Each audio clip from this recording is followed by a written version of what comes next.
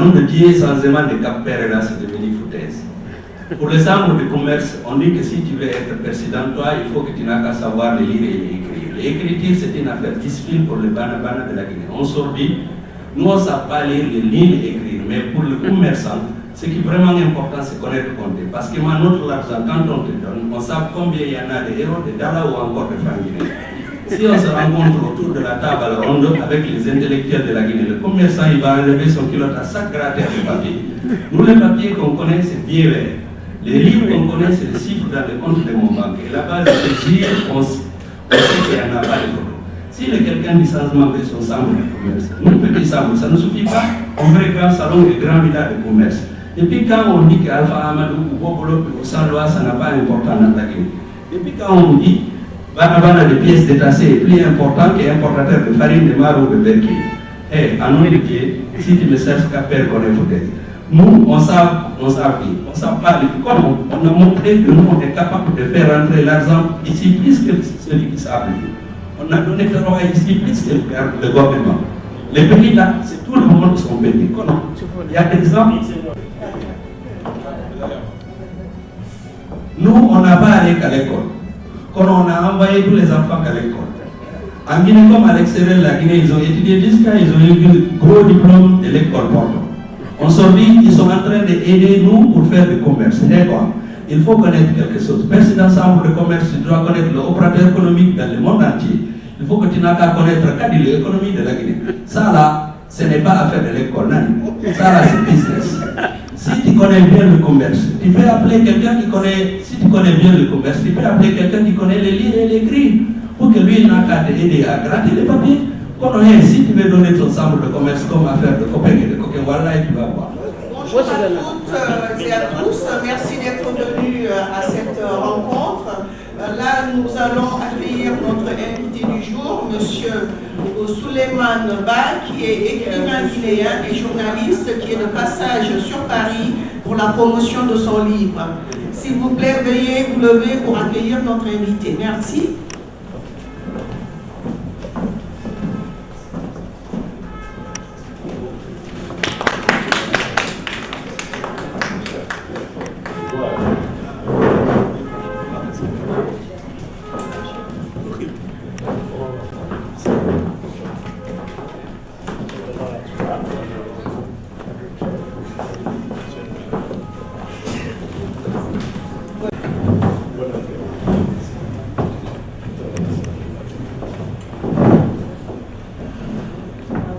Merci beaucoup, merci d'être venu. On espérait être un peu plus nombreux, mais je pense que ça va le faire tout au long de la conférence. Mais en tout cas, on remercie notre invité d'être là et surtout d'avoir choisi DLG pour la promotion de son livre. Il est arrivé hier matin de Conakry, spécialement pour passer sur DLG.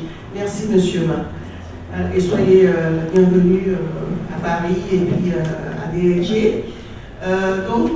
DLG, comme vous le savez, c'est un club de réflexion qui a été créé en 2001 sur l'impulsion de plusieurs membres qui sont ici, dont nous avons les présidents d'honneur, mon prédécesseur, M. Malik Kadra, M. Fofana, qui a été un des présidents aussi, M. Mabisouma, qui a été l'un des premiers présidents. Nous avons M. Kamara Mamadou, qui est le trésorier actuel du club. Et derrière les caméras, nous avons M. Makanera, qui est aussi président d'honneur et voilà, qui était là depuis la création de ce club. Le club DLG est un espace d'échange, de réflexion, qui est offert à tous les Guinéens et à toutes les personnalités politiques, apolitiques, de la société civile aussi. Donc pour venir échanger, rencontrer et échanger avec la communauté guinéenne de France. Et pas seulement en France, parce que bon, on est amené à aller aussi vers l'extérieur, c'est-à-dire à l'international. On le souhaite en tout cas. Bon, on a quelques partenariats qui ne sont pas encore tout à fait bien construits, mais on l'espère pour bientôt. Voilà. Et donc, nous avons l'honneur d'être à chaque fois accueillis par M. Gassama Mohamed, qui est le maire adjoint de la mairie du 20e arrondissement, qui est ici. devant nous, qui nous accueille toujours très chaleureusement. Les portes de la mairie sont ouvertes pour nous à chaque fois qu'on le demande. Je tiens à ce qu'on le remercie et surtout qu'on l'applaudisse. Merci. Je vais laisser la parole au président d'honneur, à M. Kadra Malik Diaby, qui va nous présenter un peu l'historique très rapidement de l'ENG. Et puis à la suite, nous aurons M. Camara qui nous présentera le parcours de notre invité du jour. Et M. Babi Souma assurera la modération. Merci. Okay. Merci, Madame la Présidente. Et merci, M. Marc, pour le choix du club d'Alger. Donc je dirais juste quelques mots, sans faire forcément historique pour gagner du temps, pour dire que le club d'Alger, c'est un club de réflexion, un club de débat, un club de proposition. Club de réflexion, c'est à la mesure où nous organisons régulièrement des ateliers sur différentes thématiques, la culture, l'économie, la politique, les évolutions institutionnelles, etc., dans le cadre de nos ateliers. C'est un club de débat dans la mesure où on offre un cadre d'échange direct entre la communauté et les décideurs, que ce soit, quel que soit le domaine concerné. Aujourd'hui, on est dans le domaine de la culture.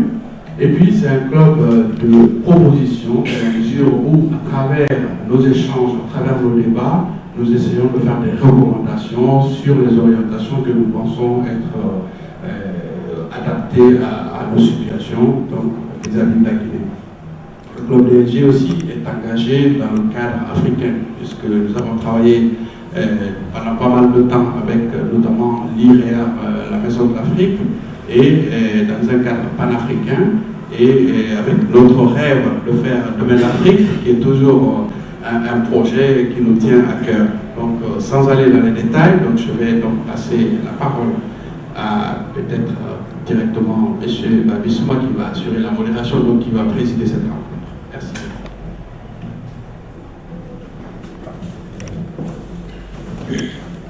Monsieur Bas, c'est avec honneur et ravissement que nous recevons aujourd'hui. Nous espérons avoir un échange très fructueux à votre compagnie. Donc, le débat est ouvert, je vais passer la parole pour donner votre. Je vais passer la parole à M. Camara, qui doit présenter notre invité, qui doit vous parler de son portrait. M. Camara. Bonjour à tous. Donc là, j'ai l'honneur de vous présenter M. Suleiman Ba, que j'ai eu l'honneur de rencontrer hier pour faire connaissance. Donc, en ce qui concerne son parcours professionnel, en art et en communication, depuis décembre 2012, il est expert en communication indépendant, donc il est consultant pour le renseignement général de la population, pour la réalisation des films et documentaires pour la FAO. Il a, comment s'appelle, une formation en management officier UNICEF. Donc, en même temps, son expérience en communication, il a l'expérience en conception, coordination, campagne, sensibilisation pour le recensement. Donc, c'est une occasion, donc actuellement, il y a le recensement qui sont à l'ambassade de Guinée. Donc, il a aussi une expérience en gestion de communication de bureau de la représentation de la FAO en Guinée. La conception et réalisation des documents de fonds de consolidation de la paix et des Nations Unies, agence, Tchakel et SI. Et réécriture et correction du bulletin de programme en conjoint avec les Nations Unies. Donc, son deuxième expérience de septembre à novembre 2012, il était directeur assisté et metteur en scène sur la pelouse,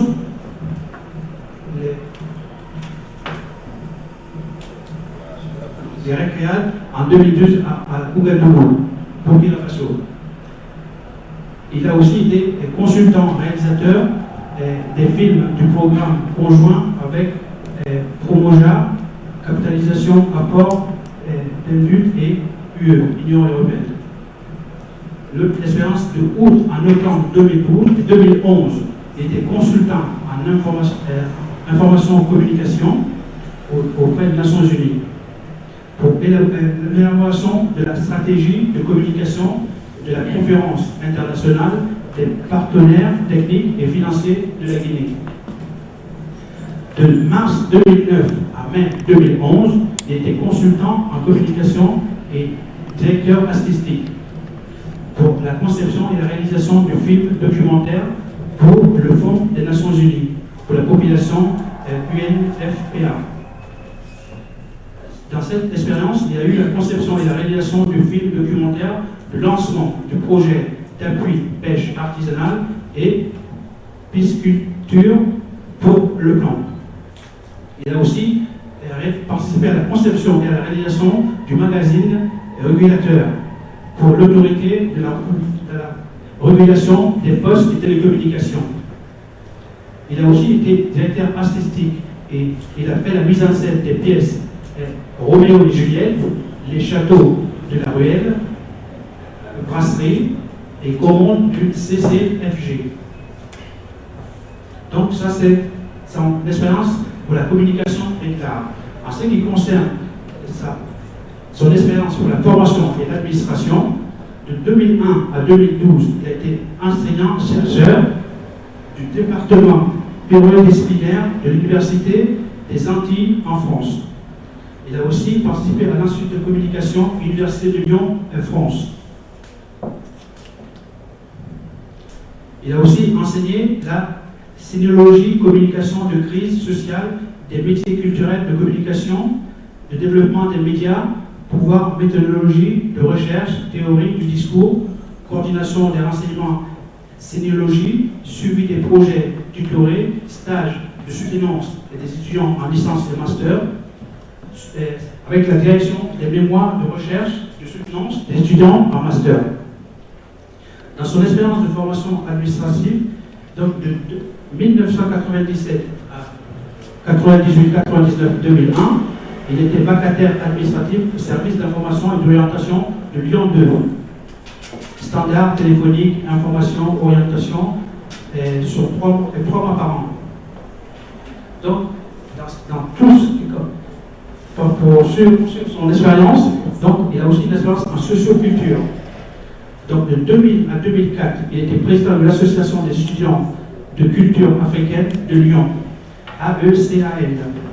Conception, coordination et mise en œuvre des projets culturels et scientifiques. Mobilisation des partenaires financiers, artistiques, sociaux et industriels. Il a été aussi auteur de direction de publication du journal associatif Le Zèbre. De 2000 à 2002, il était responsable de commission information et communication AECAL pour la conception des supports de communication, des manifestations, rédaction en chef, il était aussi rédacteur en chef du journal associatif Le Zèbre. De 1997 à 2007, il était directeur artistique en relations publiques des compagnies des grains de sable de Lyon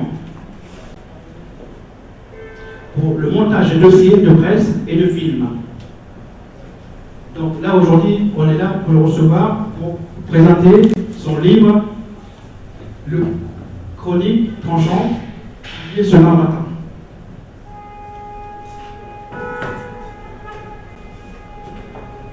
Donc là, je vais passer, comment s'appelle, la parole à Marie, qui va suivre, comment s'appelle, qui va continuer le débat. Merci.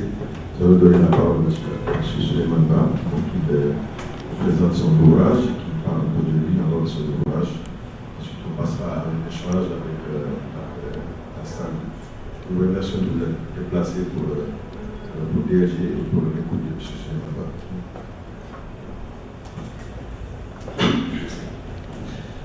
Bien, merci beaucoup. Je commencerai par remercier ceux qui sont déplacés pour être là, pour être présents à la salle. J'espère que les marchés de Paris sont en rupture de tomates pourries et de pourries pour qu'on me lance dessus et qu'on n'est pas venu avec. Si vous êtes venu avec, il va falloir qu'on regarde dans les sacs de chacun et qu'on soit sûr que je n'aurai pas suffisamment de tomates. En tout cas, merci d'être venu. Je remercie les organisateurs. J'espère aussi que de leur côté, que je ne leur ferai pas trop la honte. En tout cas, je promets pour le temps qui m'est imparti, même si je sais que j'aurai du mal à respecter ma promesse, je sais que tout ce que je tairai sera retenu contre moi, et donc du coup je vais faire en sorte de dire assez de choses pour que ce soit un moment fructueux. Alors, comment vous dire, parce que... Donnez-moi une seconde, hein. Je fais des conneries, et donc du coup forcément ça me retombe toujours sur la gueule.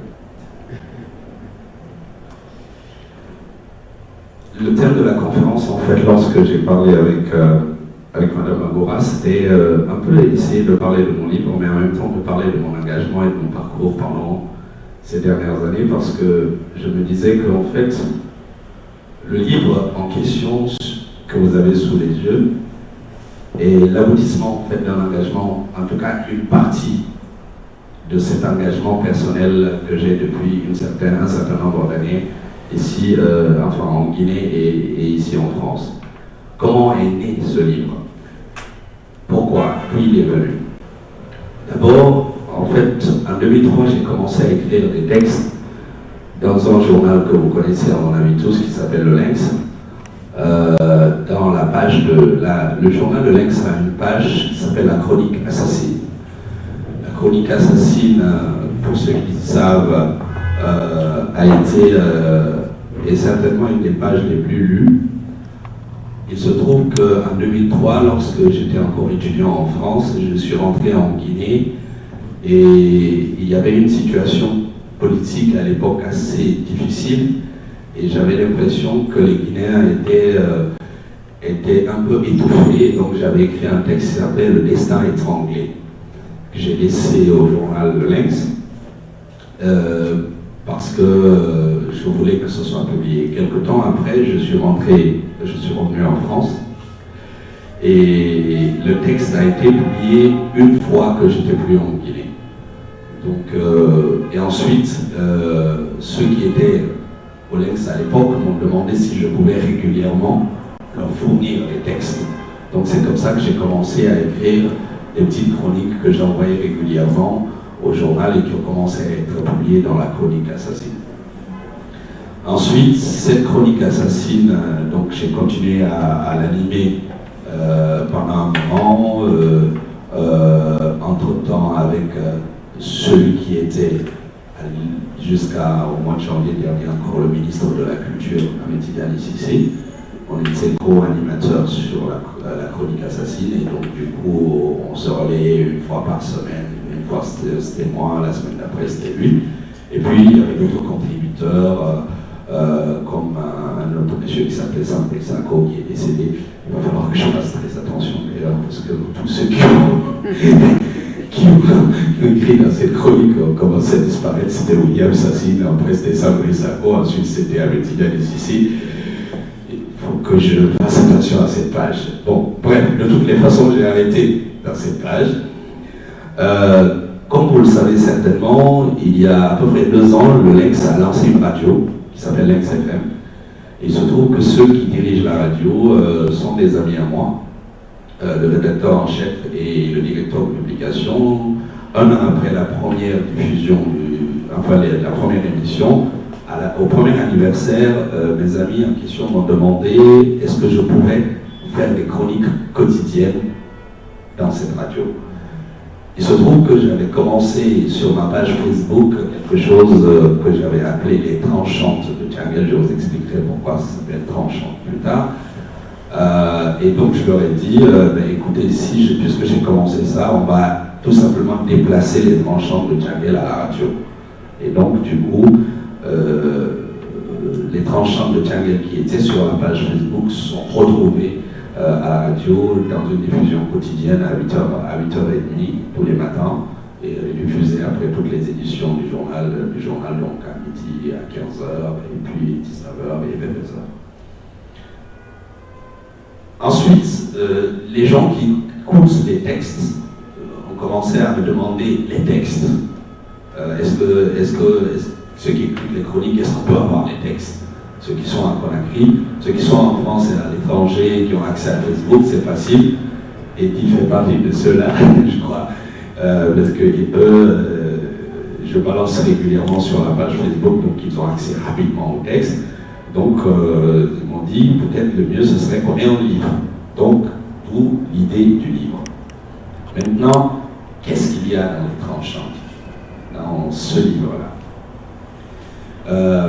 Je me souviens quand j'ai écrit le texte, la première impression quand on écoute les textes de ces chroniques-là, c'est une idée d'une observation politique de la situation guinéenne. Mais en réalité, c'est un texte, c'est un recueil de près d'une centaine de textes qui va sur un ensemble de sujets. Il y a des sujets qui sont par exemple sur l'insécurité. Par exemple, le livre est ouvert sur un texte que j'ai appelé Des écumes et des brumes, qui est en fait un texte dédié à Tian Aliou Diané, l'ancien ministre de la Jeunesse qui a été assassiné. Donc c'est le prologue du livre. Donc ça va sur un sujet comme celui-là, qui est un sujet très difficile, sur l'insécurité, à des sujets de société. Par exemple, vous tomberez dedans sur un texte sur l'élection à la Chambre de commerce, lorsque on a eu l'élection à la Chambre de commerce guinéenne, à une différence près, sauf que le texte, peut-être que je vous lirai plus tard un extrait, c'est qu'il écrit dans le français des commerçants guinéens, en fait. Il n'est pas écrit avec la langue française comme on la connaît, donc il est écrit avec un français du commerçant de Bobolopi, en fait, grosso modo.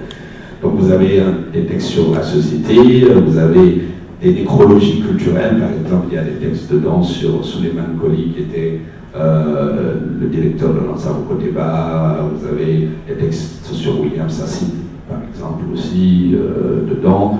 Vous avez les morts des jeunes qui étaient morts au concert de Lambani, qui avait été organisé par un groupe de musique à Lambani et à Obani. Donc vous avez des textes sur ça. Puis vous avez évidemment des textes politiques dedans. Alors dedans, ça va à des textes qui va sur Alpha Condé, sur Cellou Dalein Diallo, sur Sidya Touré et sur moi-même. Donc vous avez parfois aussi des textes, vous avez je fais de la dérision, mais on va revenir dessus. Donc c'est des textes qui touchent toute la société guinéenne. Mais l'objectif n'est pas la recherche systématique de l'équilibre, en fait. Je ne cherche pas parce que j'ai écrit un texte aujourd'hui, on va dire, sur Alpha Condé. Demain, il faut absolument que j'écrive un texte sur ces deux noms. Je fonctionne en termes de ce qui me touche et des sujets qui m'interpellent. Donc, je peux écrire pendant une semaine sur le même sujet, mais une autre semaine sur un. Donc, il n'y a pas une recherche acharnée d'une sorte d'équilibrisme coûte que coûte à avoir dans le livre. J'écris des sujets qui me touchent, je me reconnais dans un truc, donc du coup les textes qui sont dedans n'ont pas forcément, ne revendiquent pas une certaine objectivité, ils sont empreints d'une subjectivité, ma subjectivité, c'est ma façon de voir les choses, ces sujets dont je parlais tout à l'heure, la façon dont je les perçois, le regard que je porte sur notre société aujourd'hui, et donc tout ça en fonction de mon histoire, de mon parcours, de mes appartenances, de mes rêves, de mes aspirations, mais aussi de mes utopies, la façon dont j'imagine que la Guinée pourrait être. Donc cette projection, en fait, dans mon imaginaire n'épargne évidemment personne, y compris moi-même. La dérision des autres, c'est intéressant, mais peut-être que l'autodérision peut l'être tout autant. Donc c'est pas la peine, on ne va pas se moquer des autres et puis se mettre soi dans une espèce de tour d'ivoire. Maintenant, dans quel style c'est écrit? Le style d'écriture, c'est la satire. En fait, la satire, pour une raison simple, c'est que j'ai fait ma thèse de doctorat en 2004 à Lyon sur la satire. C'est sur ça que j'ai travaillé ici quand j'étais étudiant. Et c'est quelque chose que j'aime bien. Pourquoi? Parce que les jeux de mots, les rimes, et la satire a ceci d'extraordinaire et quelque chose qui m'envoûte et me fascine en même temps, c'est que toute la critique qu'on peut avoir, on peut l'envelopper et l'entourer dans une belle enveloppe d'humour et de rire. C'est ça qui m'intéresse. Donc les textes sont... Le rire, pour moi, c'est fait pour mieux supporter la violence du quotidien. Le rire exutoire, le rire cathartique, le rire comme lieu de croisement des âmes en Guinée, des âmes qui sont torturées, qui sont déchirées. Et donc du coup, pendant ce moment-là, pendant les 5 minutes où on écoute le texte à la radio, on oublie pendant ces 5 minutes-là peut-être ces petits problèmes, ces petits tracas du quotidien, pour qu'on puisse rire de ses goûts, de moi-même, ou d'un commerçant, ou de quelqu'un qui voilà. Mais à côté de ça, c'est que il y a le rire, mais il y a aussi le côté tranchant du texte. C'est-à-dire que ce sont des textes qui ne prennent pas de gants. En fait, j'ai décidé dès le départ ne pas avoir de gants. Je le dis avec beaucoup de douleur peut-être dans le cœur, c'est que je constate que la société guinéenne est une société de lâcheté, d'hypocrisie. On veut bien dire qu'il ne faut pas être violent dans l'espace public, alors que dans l'espace privé, on est des violents, donc du coup, je n'accepte pas qu'on me dise ce que je dois écrire tel que je dois l'écrire, parce que c'est dans cette société-là qu'on viole des femmes en plein 14 heures dans un stade, c'est dans cette société-là qu'un mec de 60 ans peut épouser une gamine de 12 ans. Donc je n'accepte pas que cette société soit violente et qu'elle ne me reconnaît pas, moi, dans mon imaginaire d'être violent. Je considère que je suis le résultat de cette société. Je considère que tant qu'elle continue à être violente, l'écriture, pour moi, n'est que le résultat de cette violence. Je lui présente uniquement un miroir pour qu'elle puisse se regarder dedans, pour que, comme je disais tout à l'heure, qu'il y ait peut-être une sorte de catharsis dans le processus de ce texte-là. Donc, maintenant, c'est que je n'accepte pas que cette réalité-là, on la couvre et qu'on me dise, moi, ce que je dois faire. Donc, en attendant, si je regarde les espaces dans lesquels je travaille depuis quelques années, j'ai l'impression que ce livre, le point de vue qui m'intéresse, c'est le point de vue des douleurs que nous avons dans notre société. Mais encore une fois, toujours, pour que justement du rire puisse jaillir peut-être quelques petites pépites ou quelques petites étincelles pour que les gens puissent se retrouver autour de l'essentiel.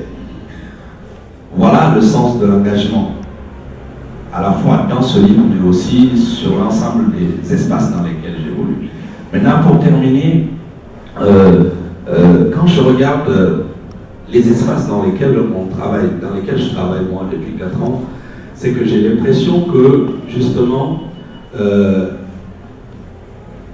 cette hypocrisie-là, elle a pris tellement de place dans notre société que les espaces en question ont été complètement vidés de nos élites. Je prends les 4 espaces que je connais le mieux pour donner des exemples. Par exemple, le premier espace, c'est l'espace universitaire. Depuis quelques années, depuis que je suis retourné en Guinée, j'enseigne à l'Institut de l'information et de la communication de Boutia, et je vois aussi dans les autres universités en Guinée, 90%, ou en tout cas une bonne partie de ceux qui enseignent dans ces universités se retrouvent à enseigner dans ces universités parce qu'ils n'ont rien trouvé d'autre à faire. En tout cas, une bonne partie. Ceux qui ont les capacités intellectuelles d'enseigner s'occupent de leurs petites affaires et de leur petite vie à eux. Et ce sont les mêmes personnes que vous entendrez dire que la formation n'est pas clé, que la formation ne sert à pas en Guinée, etc., etc. Donc, il y a eu pour moi une sorte de démission de cet espace-là. L'autre espace dans lequel j'interviens, que je connais aussi bien, c'est l'espace artistique. Les chanteurs guinéens ou ceux qui font du théâtre comme moi, etc., se contentent parce qu'ils estiment qu'une fois qu'ils ont fait une chanson sur la paix, dans laquelle ils ont dit que les Guinéens doivent être d'accord, ils ont fait déjà ce qui leur revient. Aucun d'entre eux ne prendra le risque, d'une certaine manière, de prendre une position et de l'affirmer. Parce que pour moi, aujourd'hui, le problème que nous avons dans notre pays, c'est qu'on a souvent tous des positions, mais on les a dans l'espace privé. Et dans l'espace public, on ne les assume pas, on passe pour être, entre guillemets, des impartiaux, des objectifs, des neutres, des ceci, enfin, tous les concepts qu'on connaît bien en Guinée.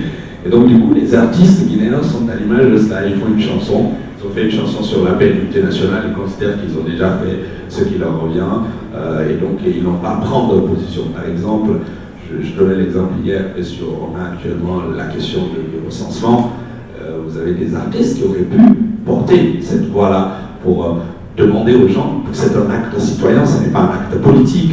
Là, on n'est pas dans la politique, on est le fait qu'on puisse se recenser et puisse voter après.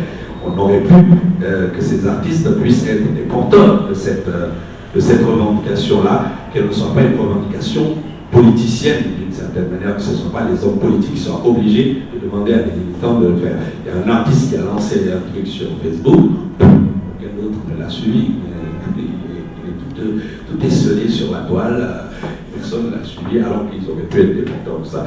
Vous prenez l'espace médiatique.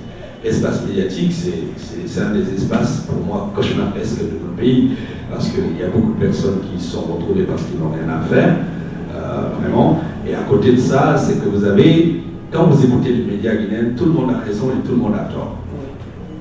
Vous allez avoir des journalistes qui vont vous faire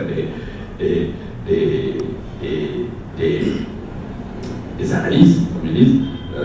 Par exemple, il y a une question qui oppose l'opposition et le pouvoir, et on dit l'opposition a raison, mais le pouvoir aussi a raison ici. Du coup, vous ne savez pas finalement quel est le point de vue du gars, quoi, en fait.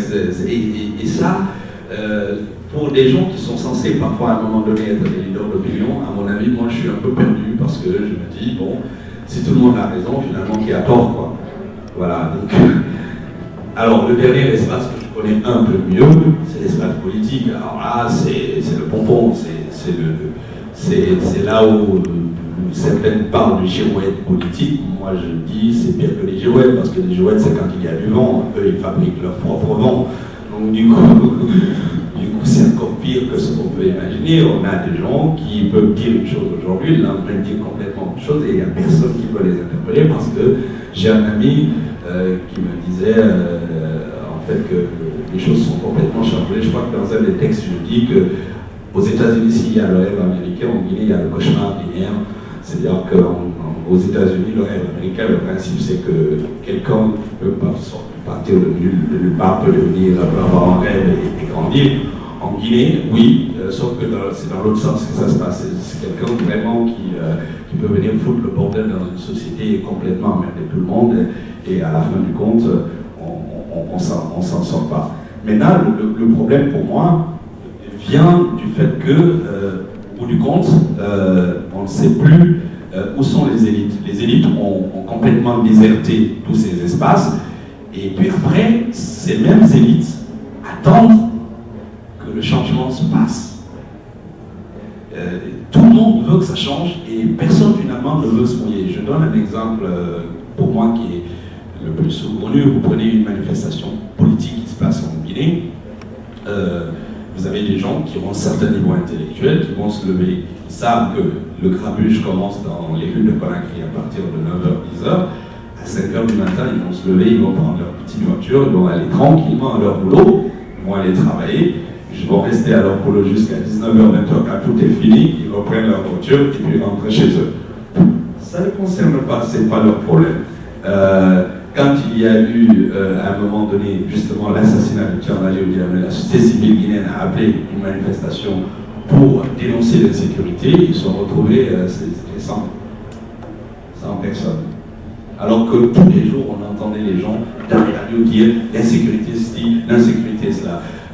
Quand le syndicat des transporteurs a voulu faire aussi une manifestation pour dénoncer le fait que le transport n'était pas à l'image des fluctuations du cours du pétrole, là encore une fois, pareil, ils se sont retrouvés à 50, alors que c'était des sujets qui touchaient. C'est-à-dire qu'on a tout renvoyé à un petit groupe de personnes qui sont intéressés par autre chose que eux, c'est-à-dire qu'on veut que tous les problèmes guinéens soient réglés par les hommes politiques, qui qui eux ont un tout autre agenda, et ceux qui devraient être de l'ordre de la société civile. Quand je parle de la société civile, je ne parle pas d'un groupe de personnes, je parle vraiment de ce que individuellement et collectivement chaque Guinéen on peut apporter au changement de notre pays, c'est ça qui se prépare.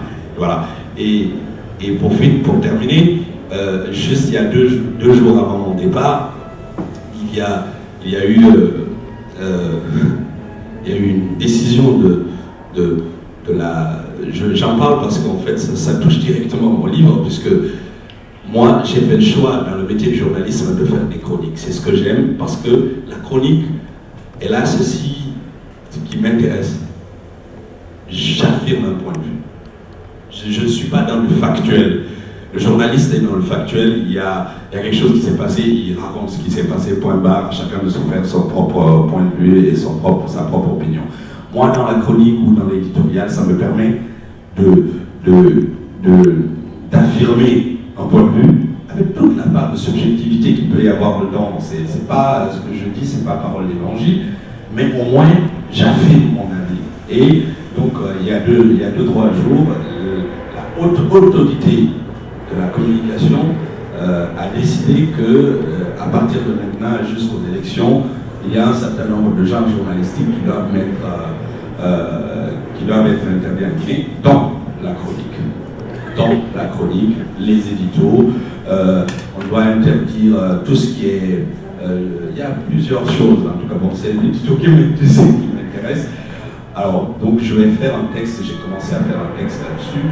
Je me disais, en fait, ça ressemble grosso modo à une femme, je sais pas, qui a un enfant dans le ventre, qui commence à gigoter, et puis il y a un toubib qui se pointe, qui lui dit il va falloir que tu avales cette pilule, parce qu'en fait, l'enfant qui est en toi, il va pas venir au monde, quoi.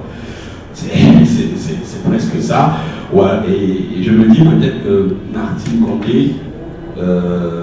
s'il pouvait faire une chose qui pourrait être intéressante pour elle, c'est peut-être de prendre les coordonnées de Dieu et de parler avec Dieu. Tout se passait bien dans le jardin d'Éden jusqu'au moment, entre Adam et Ève, jusqu'au moment où Dieu leur a dit il ne faut pas manger la pomme. Quand il leur a interdit de manger la pomme, c'est là qu'ils ont mangé la pomme. Et donc c'est maintenant que nous avons écrit les chroniques. Merci. Merci beaucoup, Monsieur Ba.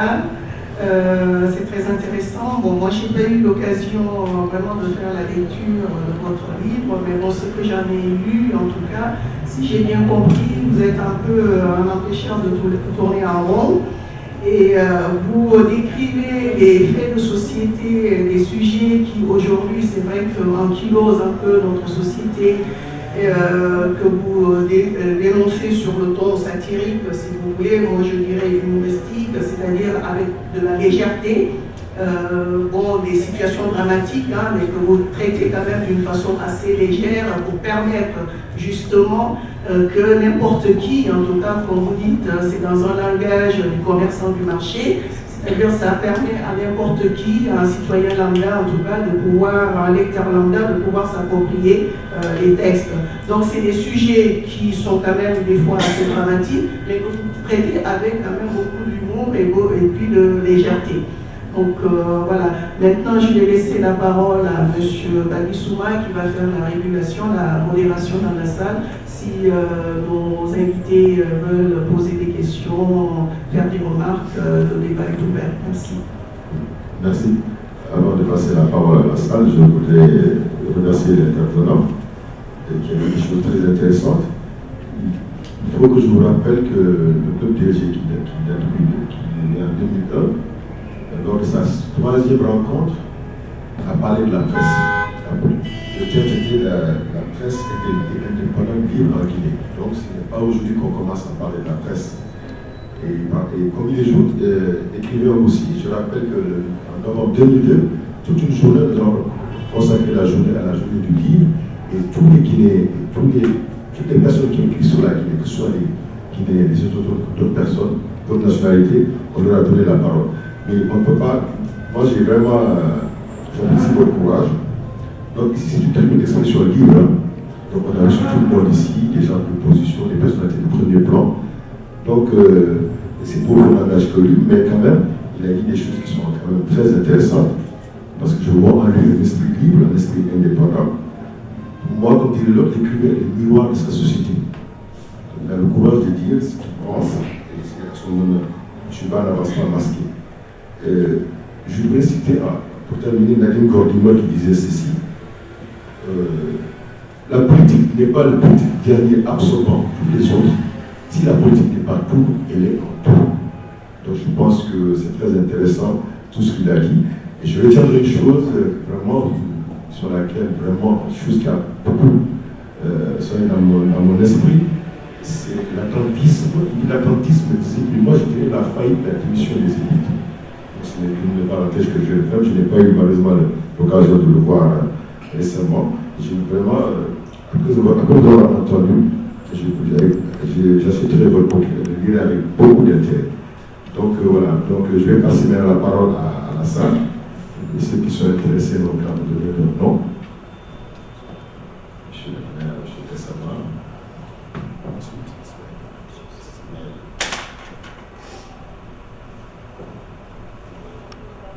Ismaël Ba, monsieur le maire, tu sais pas quelle casquette il a maintenant.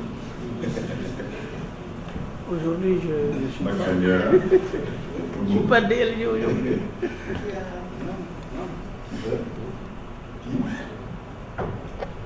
C'est tout pour le moment? D'accord. Monsieur le maire, vous avez la parole.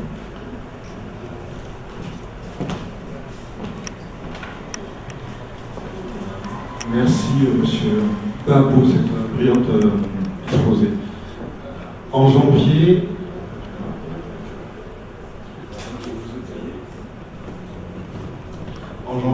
la France a connu, ce que vous savez, les attentats de Charlie Hebdo, et la question de la liberté d'expression a été posée. Et votre exposé, justement, m'a fait repenser à cela. Et ce contexte était compliqué, on avait parlé, est-ce qu'on avait le droit de blasphémer, tout ça. Et je voudrais vous poser cette question. Comment définissez-vous à l'heure actuelle la liberté d'expression en Guinée? Est-ce que vous pouvez tout dire? Est-ce que vous-même vous censurez quand vous écrivez, ou vous êtes vraiment dans une totale expression de votre analyse et en fait justement vos caricatures? On peut appeler ça aussi comme ça.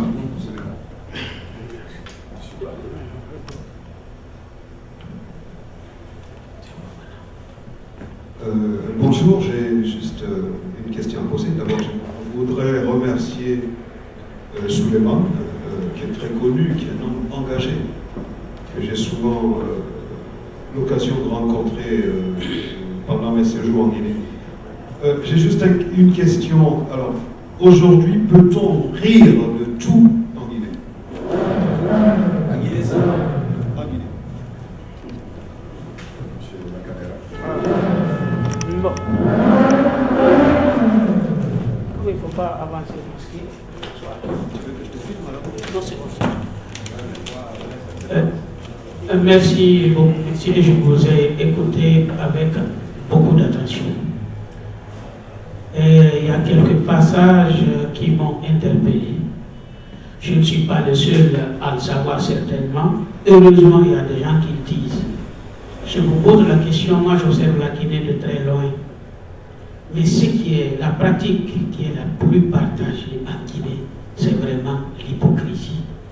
Il y a un passage qui m'avait fait rire. J'ai écouté des gens en Guinée qui parlent à la télé.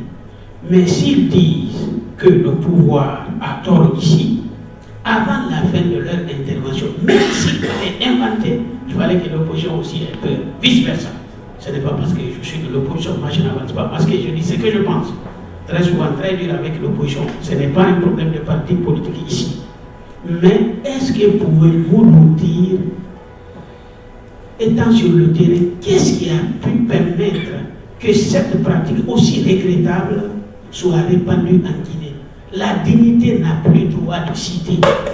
Ça, pour moi, c'est un très sérieux problème. Deuxièmement, je pense qu'en termes politiques, si l'écologie politique existait, la Guinée aurait occupé la première place. Depuis 50 ans, on dit que ça ne va pas en Guinée. Mais depuis 50 ans, c'est presque les mêmes comment ils ont pu se recycler à chaque fois. Et là, en matière d'écologie politique, si ça existait, je pense que la Guinée aurait eu la balle d'or. J'attends votre réponse. Bon, il y a un ami qui veut parler.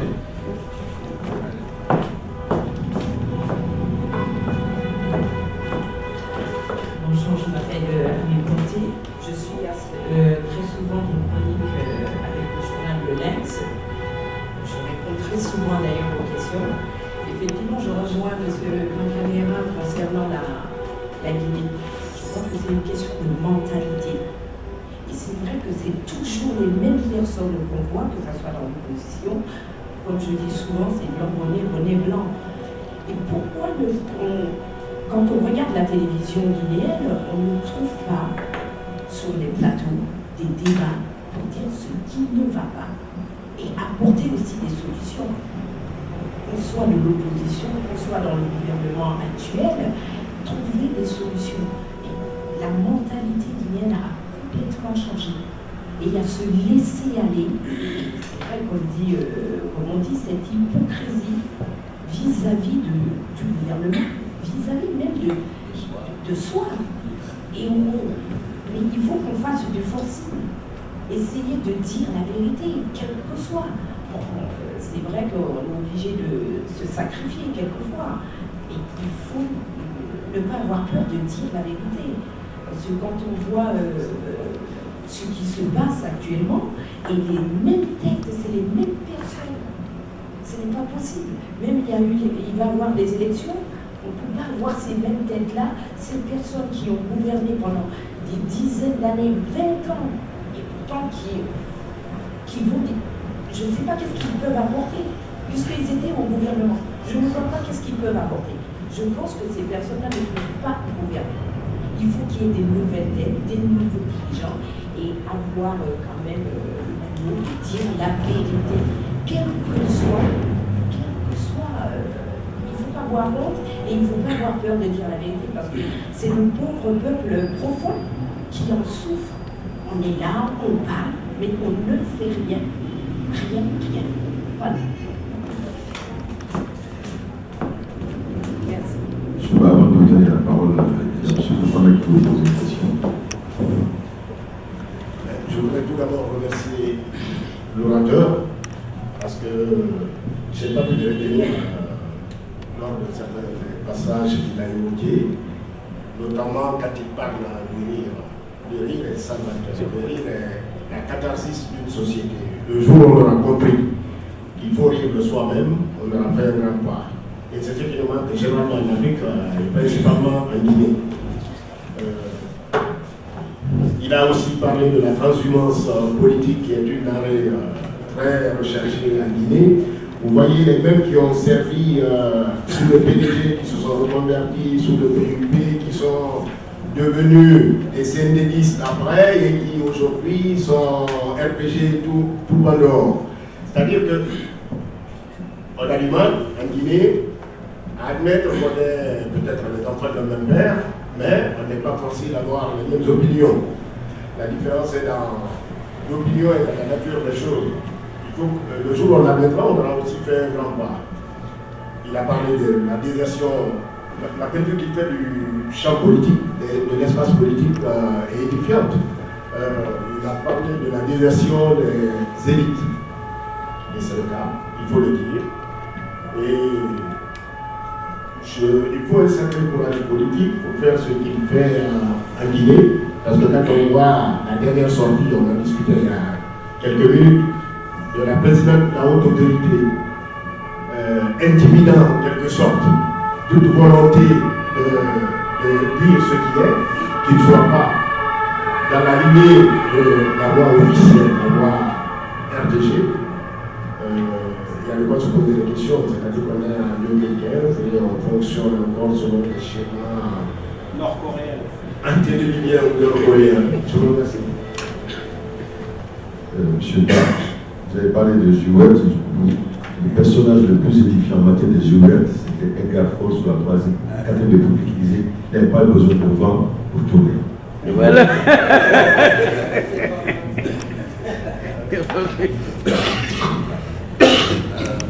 Alors,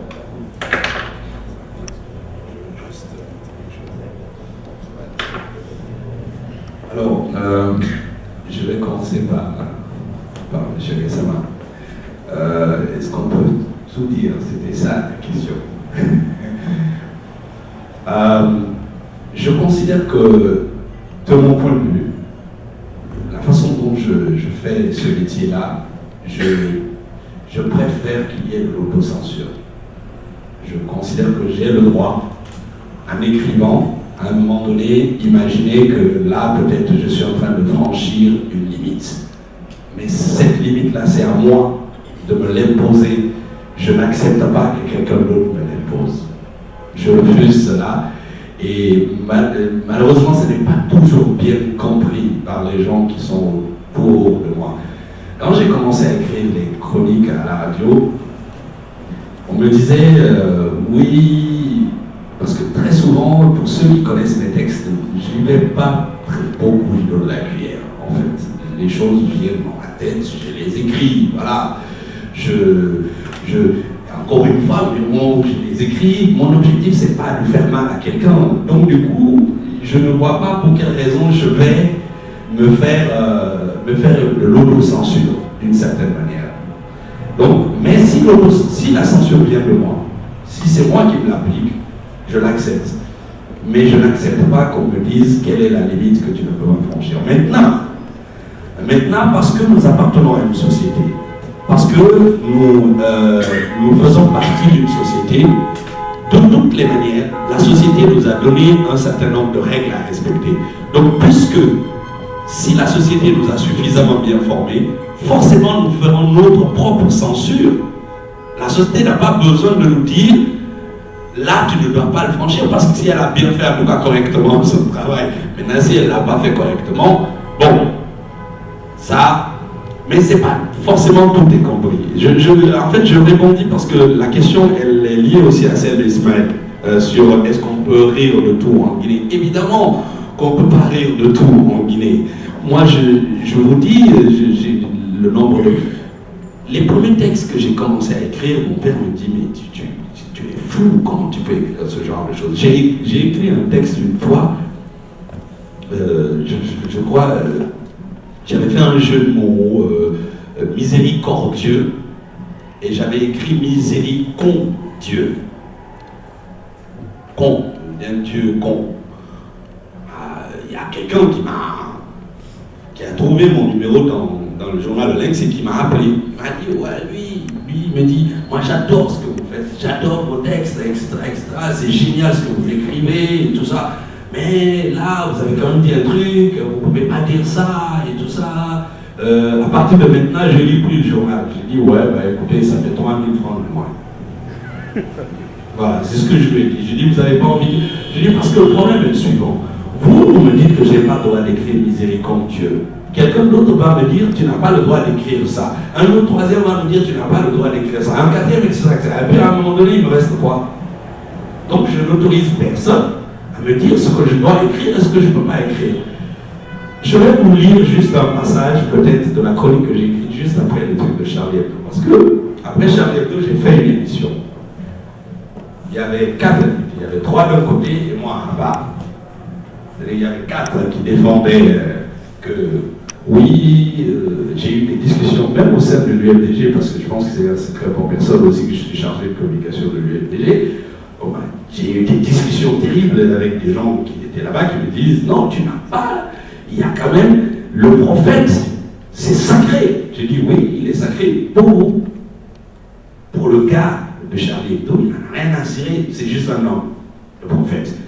Accepter que ce soit juste un homme pour lui, de la même manière qu'il peut accepter. Donc j'avais fait une édition, bon ça n'a pas bien tourné, les gens n'ont pas bien apprécié, et donc du coup j'ai fait une réponse à ceux qui m'avaient attaqué parce qu'ils m'ont envoyé des messages et tout. Donc je vais vous lire peut-être la chronique de la page 63.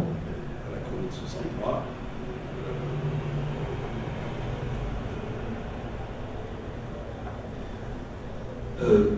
Dans une émission sur l'XFM où j'ai fait le fanfaron, certains auditeurs ont craché sur votre adorable petit troufion. Il paraît que j'aurais défendu un journal méchant et con. C'est foutu diablotin de Charlie Hebdo qui aurait franchement franchi le Rubicon. Paraît qu'ils auraient eu que ce qu'ils méritent suite à leur impoliton dans leur pleine de profanation.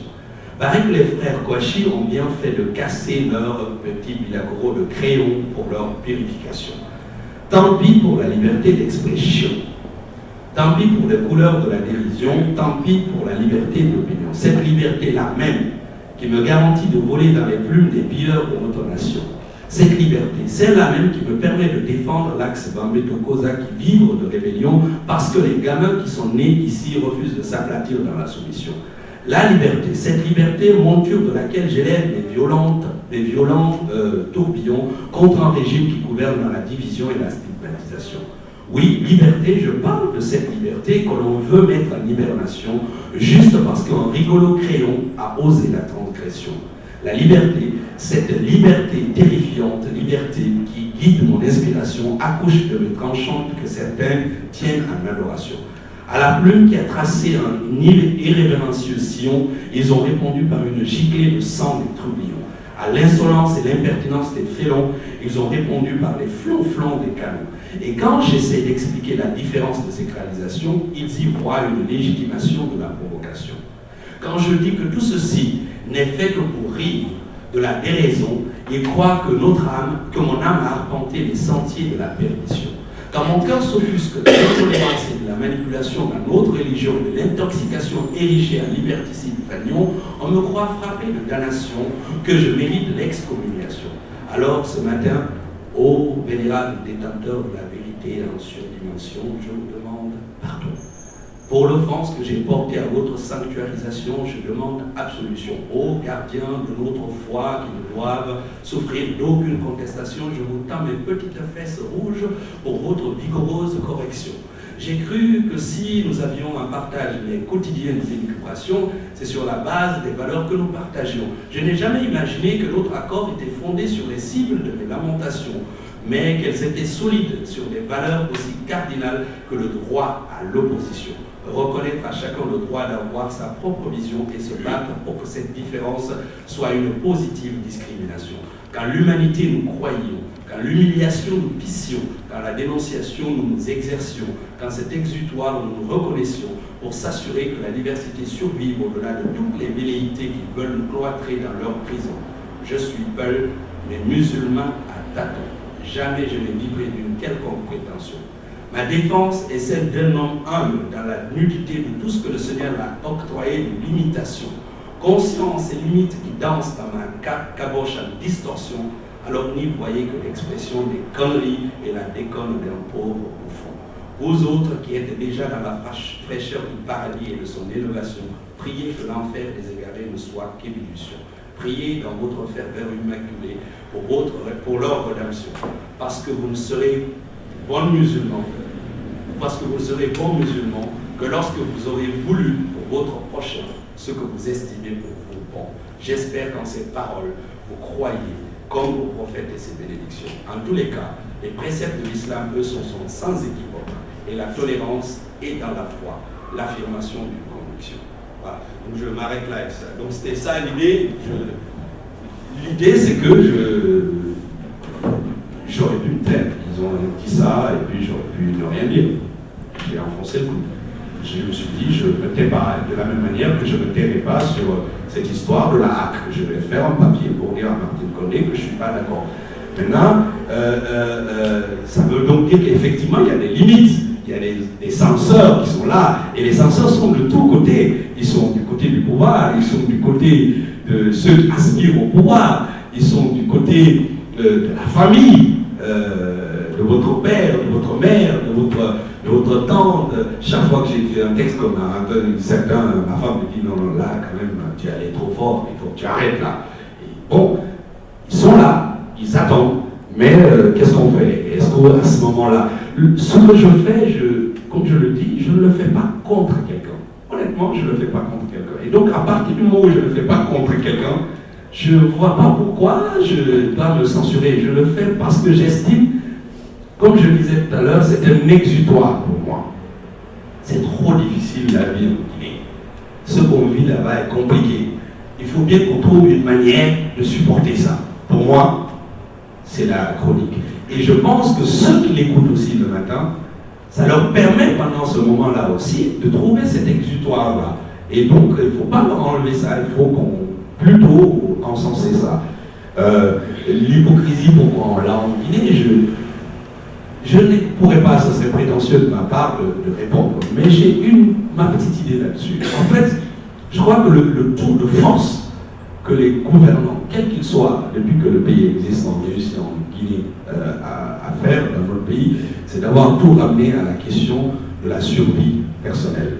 C'est-à-dire, ce qui importe à chacun, c'est comment je fais pour manger, comment j'amène mes enfants à l'école, etc. C'est-à-dire que le fait d'avoir à un moment ou à un autre, je ne sais pas comment ça s'est passé, parce que je suis un peu plus jeune que peut-être certains d'entre vous, comment ça s'est passé, à quel moment il y a eu ce truc-là, comment ils ont réussi à faire en sorte justement d'enlever aux Guinéens ce côté d'avoir cette envie du collectif, de grouper, de marcher groupé et de ne pas tout individualiser et de ne pas tout ramener à soi.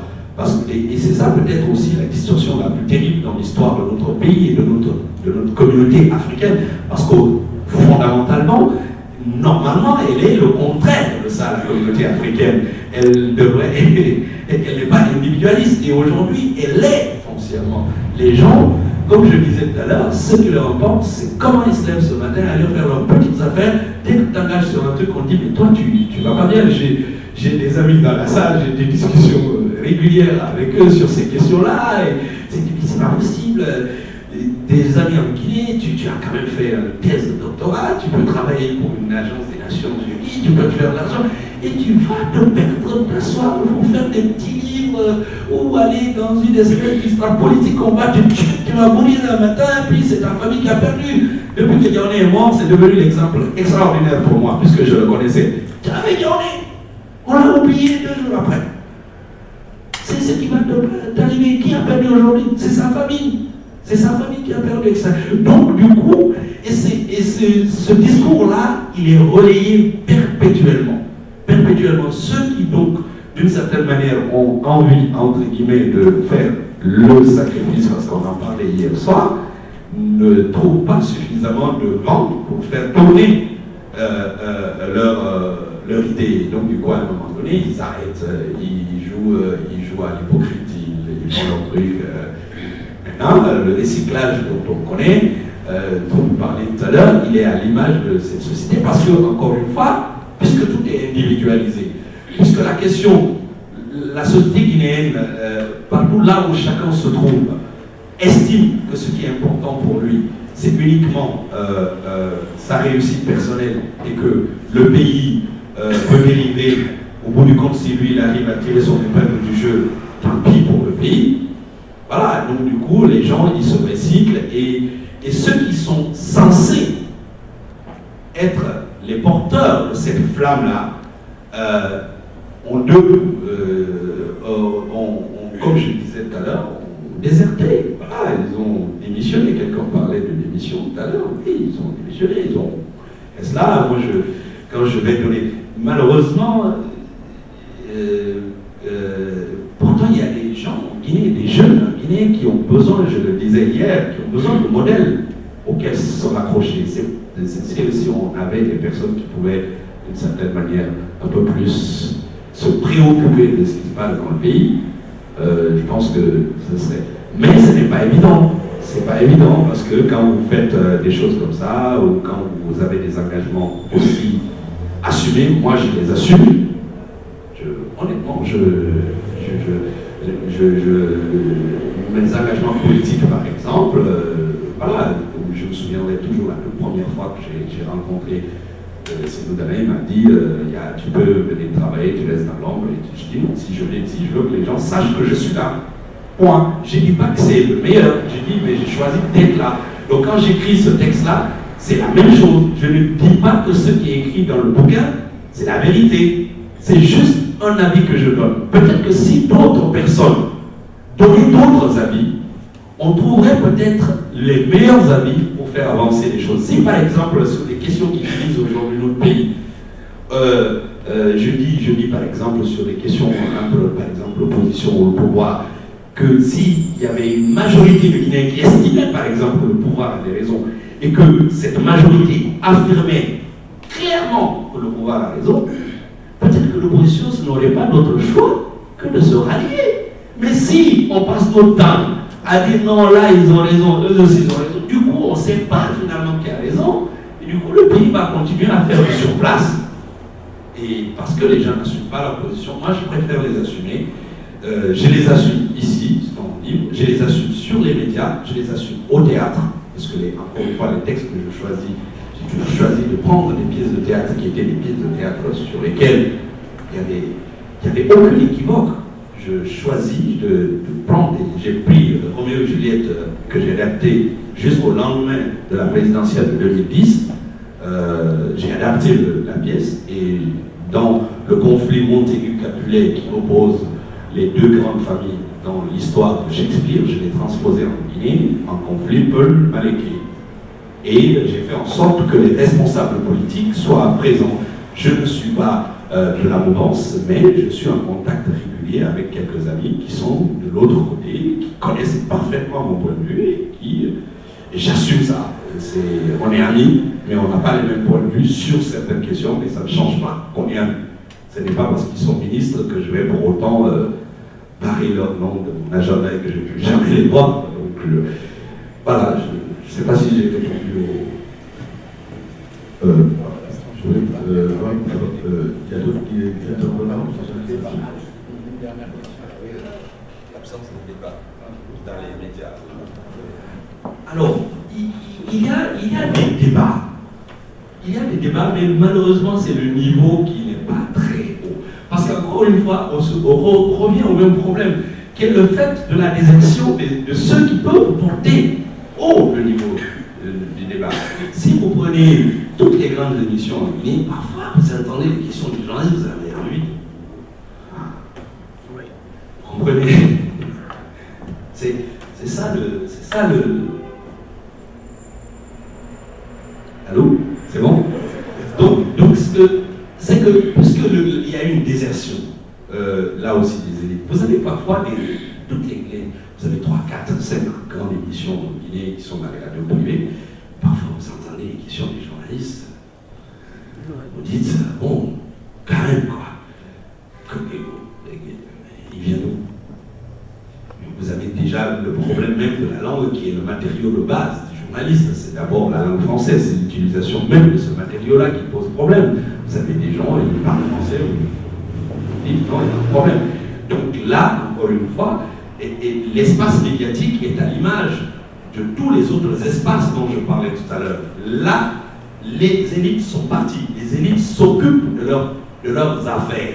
En tout cas, vous comprenez, moi je vais, parfois il y a des débats politiques dans lesquels je ne vais pas maintenant, et je dis aux journalistes, je dis, j'y vais pas quand c'est telle et telle personne qui ne m'appelle pas. Parce que j'ai pas envie, tu te retrouves en discussion avec quelqu'un, la personne a envie de se lever pour te taper dessus, alors que tu pèses 50 kilos. Voilà. Et donc, puisque j'ai un petit avantage, c'est que beaucoup d'entre eux, de ceux qui sont devenus maintenant journalistes, sont des anciens étudiants que j'ai pu avoir à un moment ou à un autre. Donc, je peux leur dire non, j'y vais pas, et puis je peux. Le débat, il existe. Mais le niveau n'est pas celui qu'il devrait être. Il aurait pu être mieux que celui que nous avons aujourd'hui, mais non seulement les invités ont un niveau qui n'est pas suffisamment bon, mais ceux qui sont les concepteurs même dans ces débats-là ne sont pas. Vous allez venir dans un média, 80% du contenu en termes de ce que le journaliste va dire, il va au feeling. Il va au feeling. Ces questions, c'est le mec, tu sens bien qu'il ne va pas poser ces questions, c'est parce que tu as bien un truc qui rebondit sur ça. Donc et dans d'autres médias, on pense qu'il faut crier. Je rigole beaucoup en écoutant certains médias.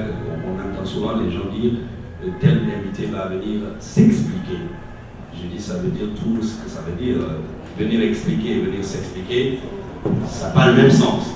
Et c'est vrai que les médias guinéens, dans certaines émissions, sont des tribunaux.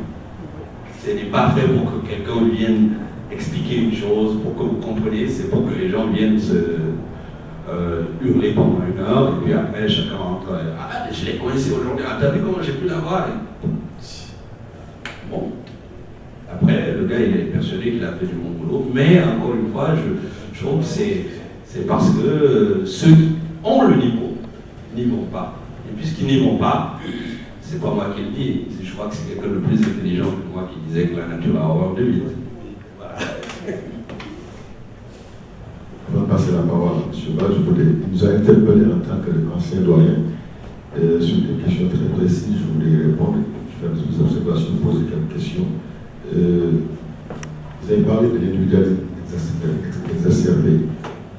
C'est un questionnement. Moi, je répondrai en disant ceci, le besoin de prendre la vertu. Le besoin de prendre la vertu. Dans une société où la pauvreté est organisée par la pauvreté, forcément le tissu social est désagrégé et l'individualisme est exacerbé, chacun pense à. Donc c'est une réponse à votre question. Deuxièmement, vous avez dit une chose que j'apprécie, que je suis peu. Ça me rappelle une phrase d'un doyen, Diallo, qui disait ceci: il n'y a pas de honte à dire ce que je suis, mais ce qui est dangereux, c'est son exaltation. Parce qu'il a raison. Il n'y a pas de honte à dire je suis peu, il n'y a pas de honte à dire je suis bagarre, je suis bagarre. Mais l'ennemi est relatif en Guinée. C'est une richesse, il n'y a pas de honte à dire ce qu'on est, donc l'ennemi est relatif. Donc je me réjouis que vous disiez je suis peu, il n'y a pas de honte. Je me réjouis de votre sincérité, j'appartiens à telle structure. C'est votre droit. Vous avez posé une question, mais vous n'avez pas peur, vous dites que vous n'avez pas, j'apprécie une chose, vous avez dit en quelque sorte, vous n'avez pas peur d'être ce qu'on appelle le mouton sacrificiel sur l'autel de la démocratie. Vous êtes constant et cohérent. Donc cette constance et cohérence aussi, vous la trouvez à DLG. Parce que DLG, ici, nous sommes constants et cohérents. Il y a des gens ici qui ont double des casquettes, qui ne sont pas des humains. Voilà par exemple, membre éminent de DLG et membre d'un parti politique. Bacanera est responsable national d'un parti politique. Donc moi je suis un intellectuel très engagé, mais ici je ne parlerai pas de ce que je fais. Voilà. Donc, comme vous avez interpellé, je vous réponds sur cela. J'ai des questionnements. La première question, est-ce que la citoyenneté, de vivre ensemble en Guinée, ne sont-ils pas en danger, en recul face aux crispations identitaires au pays écossaire? Deuxième question, le rôle des coordinations régionales n'est-il pas déployé aujourd'hui alors que son rôle originel était un trait d'union sociale? Vous ne trouvez pas que les prêches des responsables religieux sont orientés et n'altèrent pas la cohésion sociale? Ensuite, ne faut-il pas désacraliser la fonction présidentielle dans le pays? Et dernière question, est-ce que la laïcité n'est pas en recul dans certains coins de la Guinée où on voit aujourd'hui la religion prendre le pas sur la laïcité, où on voit aujourd'hui les dérives? Monsieur Bas, je vous passe la parole. Ah, si vous avez demandé la parole. Oui. Y a-t-il d'autres personnes? Non, s'il n'y a personne, Tierno Camara. Ensuite, vous l'appelez comment? Eddie. Ah, Eddie. Aliou comment? Eddie, il y a Eddie. Eddie Diallo. Ah, Diallo, Eddie Diallo. Eddie Diallo, d'accord. Eddie Diallo. Comment t'as mis mon nom? Aujourd'hui, c'est l'exception. D'habitude, DLG ne pose pas de questions.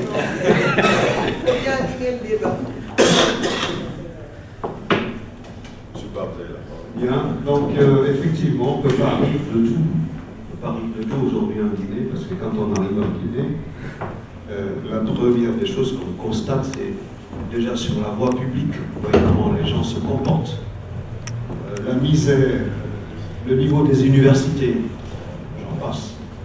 Combien d'universités aujourd'hui en Guinée? Le niveau des enseignants. Et je termine par le niveau des journalistes, de certains journalistes. Je vais donner un exemple pour illustrer ce qu'on venait de dire à l'instant. Moi, j'ai exercé les fonctions de chef de cabinet de Kassori. Tout allait bien. Quand je venais chez moi, tout le monde venait me dire bonjour. Le jour que j'ai démissionné, je n'ai plus je ne voyais plus personne. Et j'ai un oncle, j'ai dit, mais pourquoi je ne vois plus les gens? Il me dit, mais tout simplement parce que tu es considéré comme un Yangamadi. C'est-à-dire que tu ne pourras plus régler, tu ne peux plus régler le dossier des uns et des autres. Donc tu es maudit et tu aurais pu faire des affaires et maintenant on ne fera plus des affaires avec toi. Mais ça, c'est une illustration, c'est le comportement des autres. Et vraiment, c'est une attitude que je déplore. Cela dit, on a vraiment de l'avenir dans notre pays. Il y a des gens qui travaillent, qui sont extrêmement discrets. Moi, j'ai je pense qu'on a de l'avenir chez nous. Si on continue à travailler, on arrête de faire de Guinée-bashing, je pense qu'on a de l'avenir. Donc, vous verrez dans les années qui viennent, vous avez des étudiants, des cadres qui viennent en Guinée, qui bossent, qui sont extrêmement discrets. Il le sait, Souleymane. Le pays bouge quand même. Quand tu vois certains cadres qui ne font pas beaucoup de bruit, tu vois bien que la Guinée est en train de bouger. Ça, il faut aussi le dire à travers tes rencontres, on en avait parlé d'ailleurs à Patrick, donc il faut le dire. Ceux qui travaillent à l'intérieur, qui vraiment se sacrifient pour cette jeunesse, il faut parler d'eux, il faut parler ce qu'ils font. Donc ils ne sont jamais sortis. Mais en tout cas, le pays bouge. Moi, j'ai beaucoup confiance en ce pays.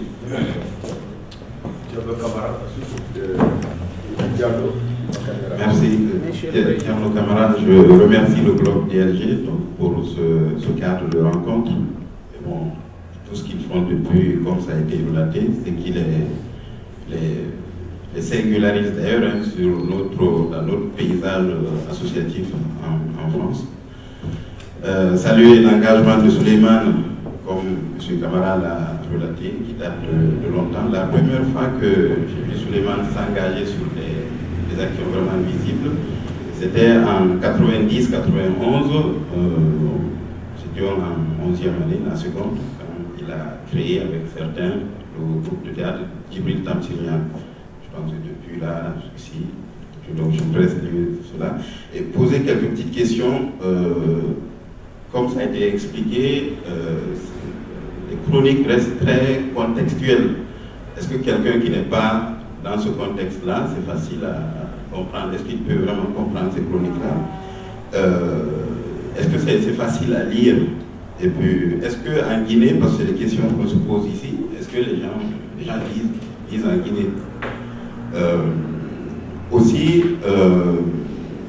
bon, maintenant, comme il y a des radios, je pense que ça peut faciliter aussi. Et je voudrais, si le temps le permet aussi, lire une partie, parce que dans la présentation, tu parlais d'un ton d'une chronique sur les commerçants, par exemple.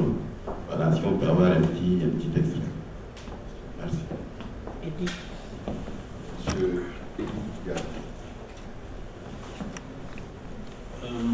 Moi, je souhaite juste soulever la remarque suivante par rapport à la pauvreté des débats en Guinée, du débat que ce soit politique, culturel ou autre. En gros, mon expérience associative m'a montré que nous, Guinéens, on a encore du mal à faire la différence entre le débat d'idées et l'opposition de personnes. Tu l'as bien soulevé tout à l'heure, Souleymane, tu dis que c'est pas parce que tu n'es pas du même camp politique que que tes amis de la mouvance que vous n'allez pas discuter. Toi, tu le comprends ça.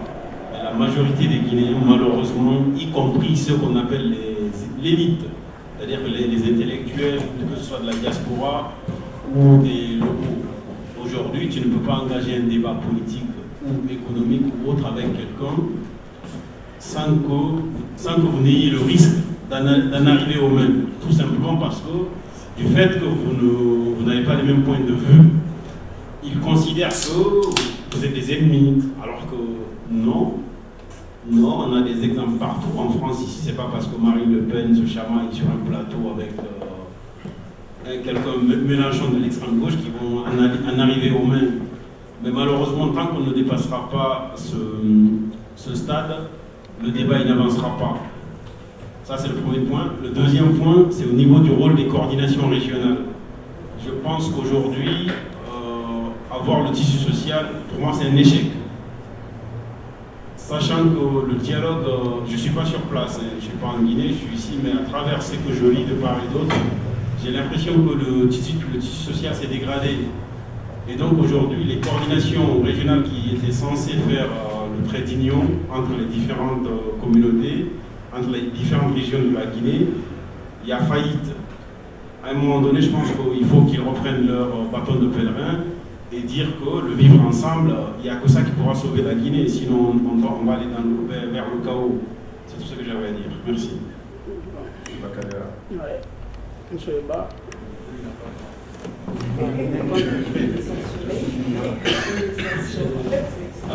Oui. Monsieur Suleiman, nous avons quelques points communs. Déjà, ça je viens de remarquer. Vous faites du théâtre, j'en ai fait à un moment donné. Pas en tant que metteur en scène, mais j'ai été acteur de théâtre pendant très longtemps. Sous Sékou Touré, j'étais très jeune. Mais j'avais même risqué la prison parce que, comme je jouais au foot, il y avait le théâtre. D'ailleurs, un jour, c'est le colonel Diarra Traoré qui m'avait sauvé. C'était planifié que dès que j'arrive, qu'on me mette en prison d'abord parce que je ne venais pas à la répétition. Bon. Je suis aussi un engagé politique. Je suis le secrétaire fédéral de l'UFR France, conseiller juridique du président de l'UFR. Je n'avance jamais masqué, mais je ne mélange pas le genre. C'est la première fois que de telles choses que les gens posent la question aujourd'hui, c'est parce que votre livre même nous y amène.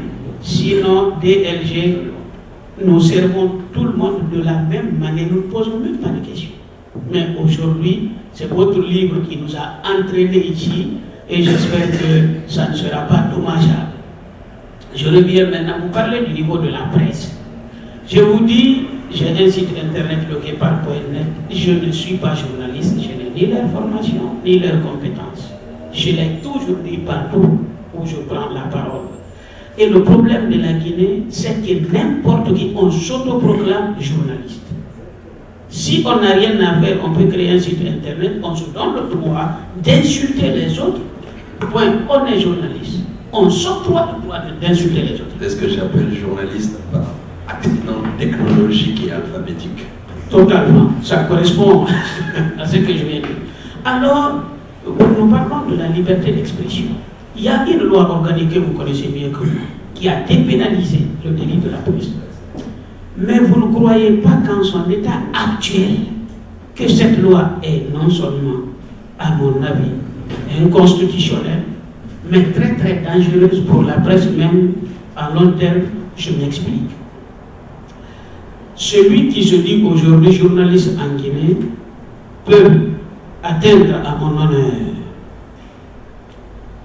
Lui, si par malheur, je passe par la même radio, je tiens les mêmes propos que lui, le journaliste peut m'attaquer au pénal pour diffamation et l'inverse n'est pas possible. Les citoyens sont-ils traités de la même manière? Je ne crois pas. Et deuxièmement, il y a un pénaliste français spécialisé dans ce domaine qui défend les journalistes attaqués. J'ai oublié son nom, je m'excuse. Il dit que parce que la liberté d'expression doit être protégée, qu'elle doit être en même temps encadrée. Pas censurée, mais encadrée. Pourquoi?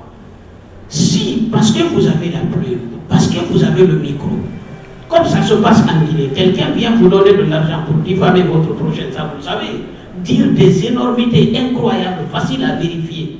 Vous vous donnez, vous vous octroyez contre rémunération le droit de salir des citoyens qui n'ont rien à se reprocher dans un domaine. Si cela continue dans un pays, la presse va inciter le peuple à se retourner contre elle. Est-ce qu'il n'y a pas ménage à faire dans la presse guinéenne? Vous-même, vous avez dit, c'est pire qu'un tribunal. C'est que, parce que j'écoute de temps en temps et j'ai arrêté. Et pour finir, j'ai déjà été très long. Il faut alerter vos collègues que tous ceux qui se disent aujourd'hui journalistes en Guinée ne le sont pas et ne sont pas protégés par la loi organique dont je vous parle.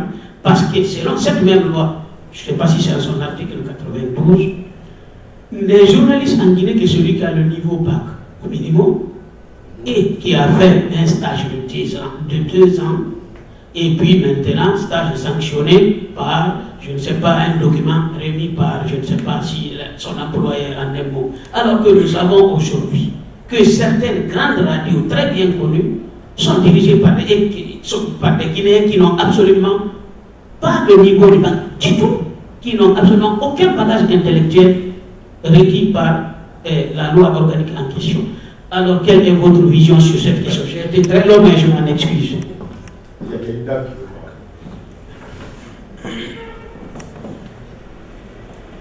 Merci beaucoup. Enfin, bonjour, monsieur Ba.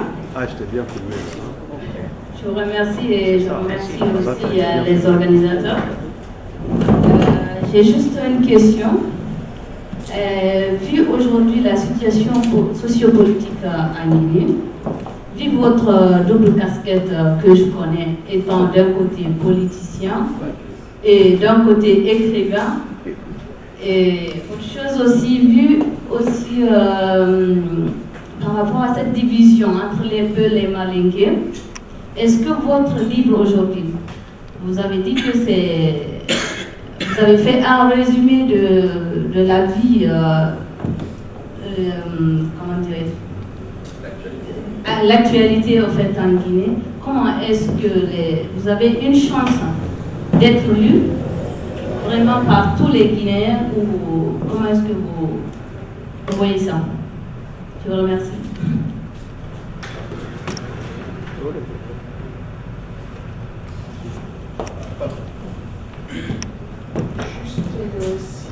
Vous voulez donner une précision par rapport à cette masse cadéra? Excuse-moi, juste un petit rappel. Nous devons clôturer le débat à 17h. Donc, je demande à ce que les questions ou les réponses soient un peu plus synthétisées, si vous le pouvez. Merci. D'accord, Madame la Présidente. Je voulais apporter un éclairage par rapport à ce que Makanera a dit, ce que vous voyez aujourd'hui. En général, depuis 2009, nous n'intervenons jamais lors de la séance publique.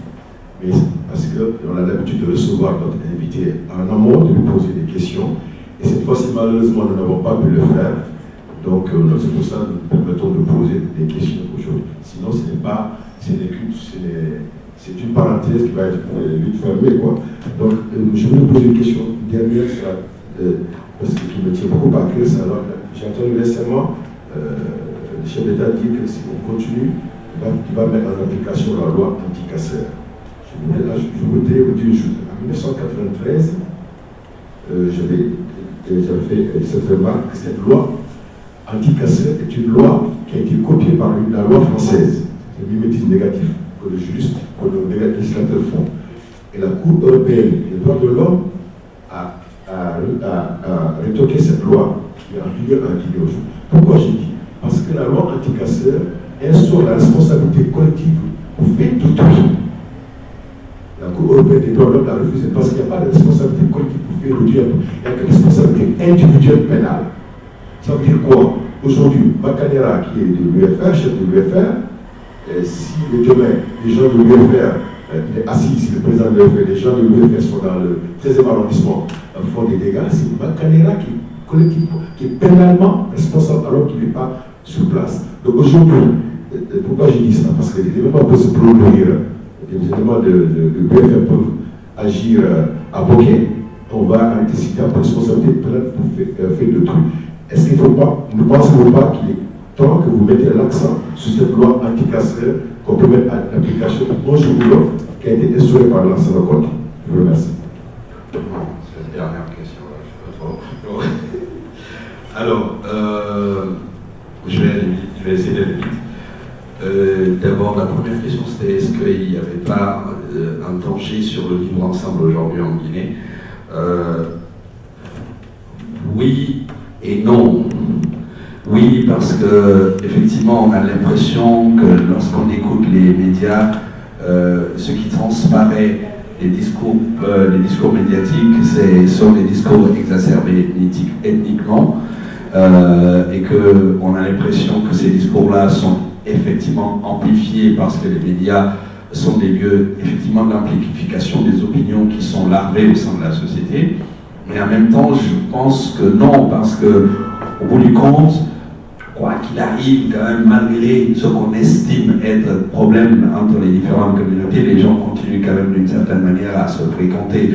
Je crois qu'aujourd'hui, s'il y avait véritablement un problème certain entre les communautés, on ne serait pas encore en train de discuter, on serait peut-être déjà dans la confrontation. Si on n'est pas encore arrivé à la confrontation, c'est parce que justement la société, elle, n'est pas encore arrivée à ce moment-là et que c'est peut-être les élites qui sont en train d'amplifier quelque chose qu'elles estiment être des relais possibles, ou en tout cas des comment on appelle ça, des soupapes qui peuvent leur permettre d'accéder à leur truc. Je ne pense pas qu'il y ait un véritable danger. Maintenant, ça ne veut pas dire pour autant qu'il faille complètement occulter cette question-là. C'est une question qu'il faut discuter. Moi, j'ai toujours dit, j'ai une opinion par exemple sur la question de l'ethnisation du débat en Guinée. Mon opinion a toujours été la suivante. Oui, effectivement, il ne faut pas en faire un projet de société. C'est pas important. Quelqu'un ne peut pas faire de ça un projet de société. Mais si mon père, qui est Peul, décide de voter pour Cellou Dalein Diallo, c'est la raison qu'il a trouvée. Il ne peut pas en être autrement dans sa tête pour l'instant. Là où il y a un problème, c'est si moi, je vote pour Cellou Dalein parce que c'est le Peul. Parce que j'ai d'autres canaux et d'autres lunettes à travers lesquelles je peux voir la société guinéenne et le discours ou ce que représente Cellou Dalein Diallo ou Alpha Condé, qui ne sont pas les mêmes lunettes que mon père. Donc il faut que, pour moi, on est dans une démocratie et donc c'est pour ça qu'on parle de processus et donc les choses se feront étape par étape. Il y a une génération actuelle qui voit la société guinéenne et la politique guinéenne à travers la lorgnette ethnique parce que justement ils ont été moulés entre guillemets ou en tout cas ils n'ont pas d'autres références qui leur permettent d'avoir d'autres habitants. Je donne toujours le même exemple. Je pense qu'on connaît tous ça ici, nous qui avons étudié en France. Vous arrivez en France comme étudiant, vous entrez dans un amphi de 400 étudiants, le premier réflexe que vous avez c'est de chercher une tête noire. Ça ne fait pas de vous un raciste. Voilà, vous cherchez d'abord une tête noire, c'est plus tard que vous posez la question, est-ce que la tête noire en question elle est africaine d'abord, et ensuite est-ce qu'elle est guinéenne, et ensuite après, il y a d'autres questions qui vont venir, vous allez trouver d'autres moyens d'acquaintance au fur et à mesure que vous allez connaître la personne. Mais vous ne pouvez pas arriver le même jour et décider tout de suite d'être, je ne sais pas moi, donc du coup, je pense qu'il faut qu'on relativise ça et que peut-être qu'on remette ça dans le débat pour qu'on en discute et qu'on le décrisse pour que justement on puisse le dépasser. Sinon, à mon avis, ça va continuer à être un gros étranglement, un gros truc qu'on ne va pas dépasser et ce sera dommage pour la société parce que, en tout temps, ça ne permettra pas de poser les vrais problèmes et on va s'accrocher à un truc qui n'est pas essentiel. Les coordinations régionales, est-ce qu'elles sont dévoyées? Absolument, parce qu'en fait, il y a une confusion de tous les espaces aujourd'hui. En fait, puisqu'on est dans une société où, par exemple, comme j'en parlais avec Yarno hier ou ce matin, c'est qu'on, dans une société comme la France, chacun fait son travail. Les syndicats ont leur boulot, les machins, je ne sais pas moi, les pompiers ont leur boulot, chacun a son travail. Et maintenant, en Guinée, on a tout remis dans le truc politique. Tout doit être, c'est-à-dire que tout est politique. C'est comme l'exemple que je vous donnais tout à l'heure. Il n'y a pas d'électricité, les gens sont assis pour s'asseoir, pour attendre que ce soit les hommes politiques qui défendent cette question-là. Elle n'est pas politique, je suis désolé. Il y a l'insécurité dans le pays, c'est une question citoyenne. Les gens attendent que ce soit l'opposition ou le pouvoir. Je veux dire, il faut qu'à un moment donné, les citoyens eux-mêmes se saisissent de leurs problèmes et qu'ils puissent.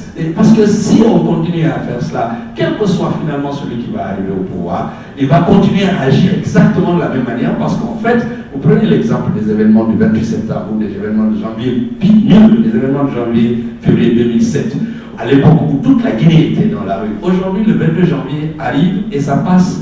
Personne ne s'en souvient. Parce que tous les Guinéens attendent que ce soit les hommes politiques qui se saisissent de cette affaire-là. Or, à ce moment-là, les Guinéens qui sont sortis le 22 janvier 2007 sont sortis pour défendre la Guinée. On n'entend aucune entreprise sociale de notre pays remettre ça au bout du jour pour obliger finalement les politiciens à en faire une priorité pour que ce soit dans la mémoire des Guinéens. Donc, je crois que du coup, pour les coordinations des jeunes, ça rejoint un jour où tout le monde fait tout en même temps, chacun peut être dans n'importe quoi.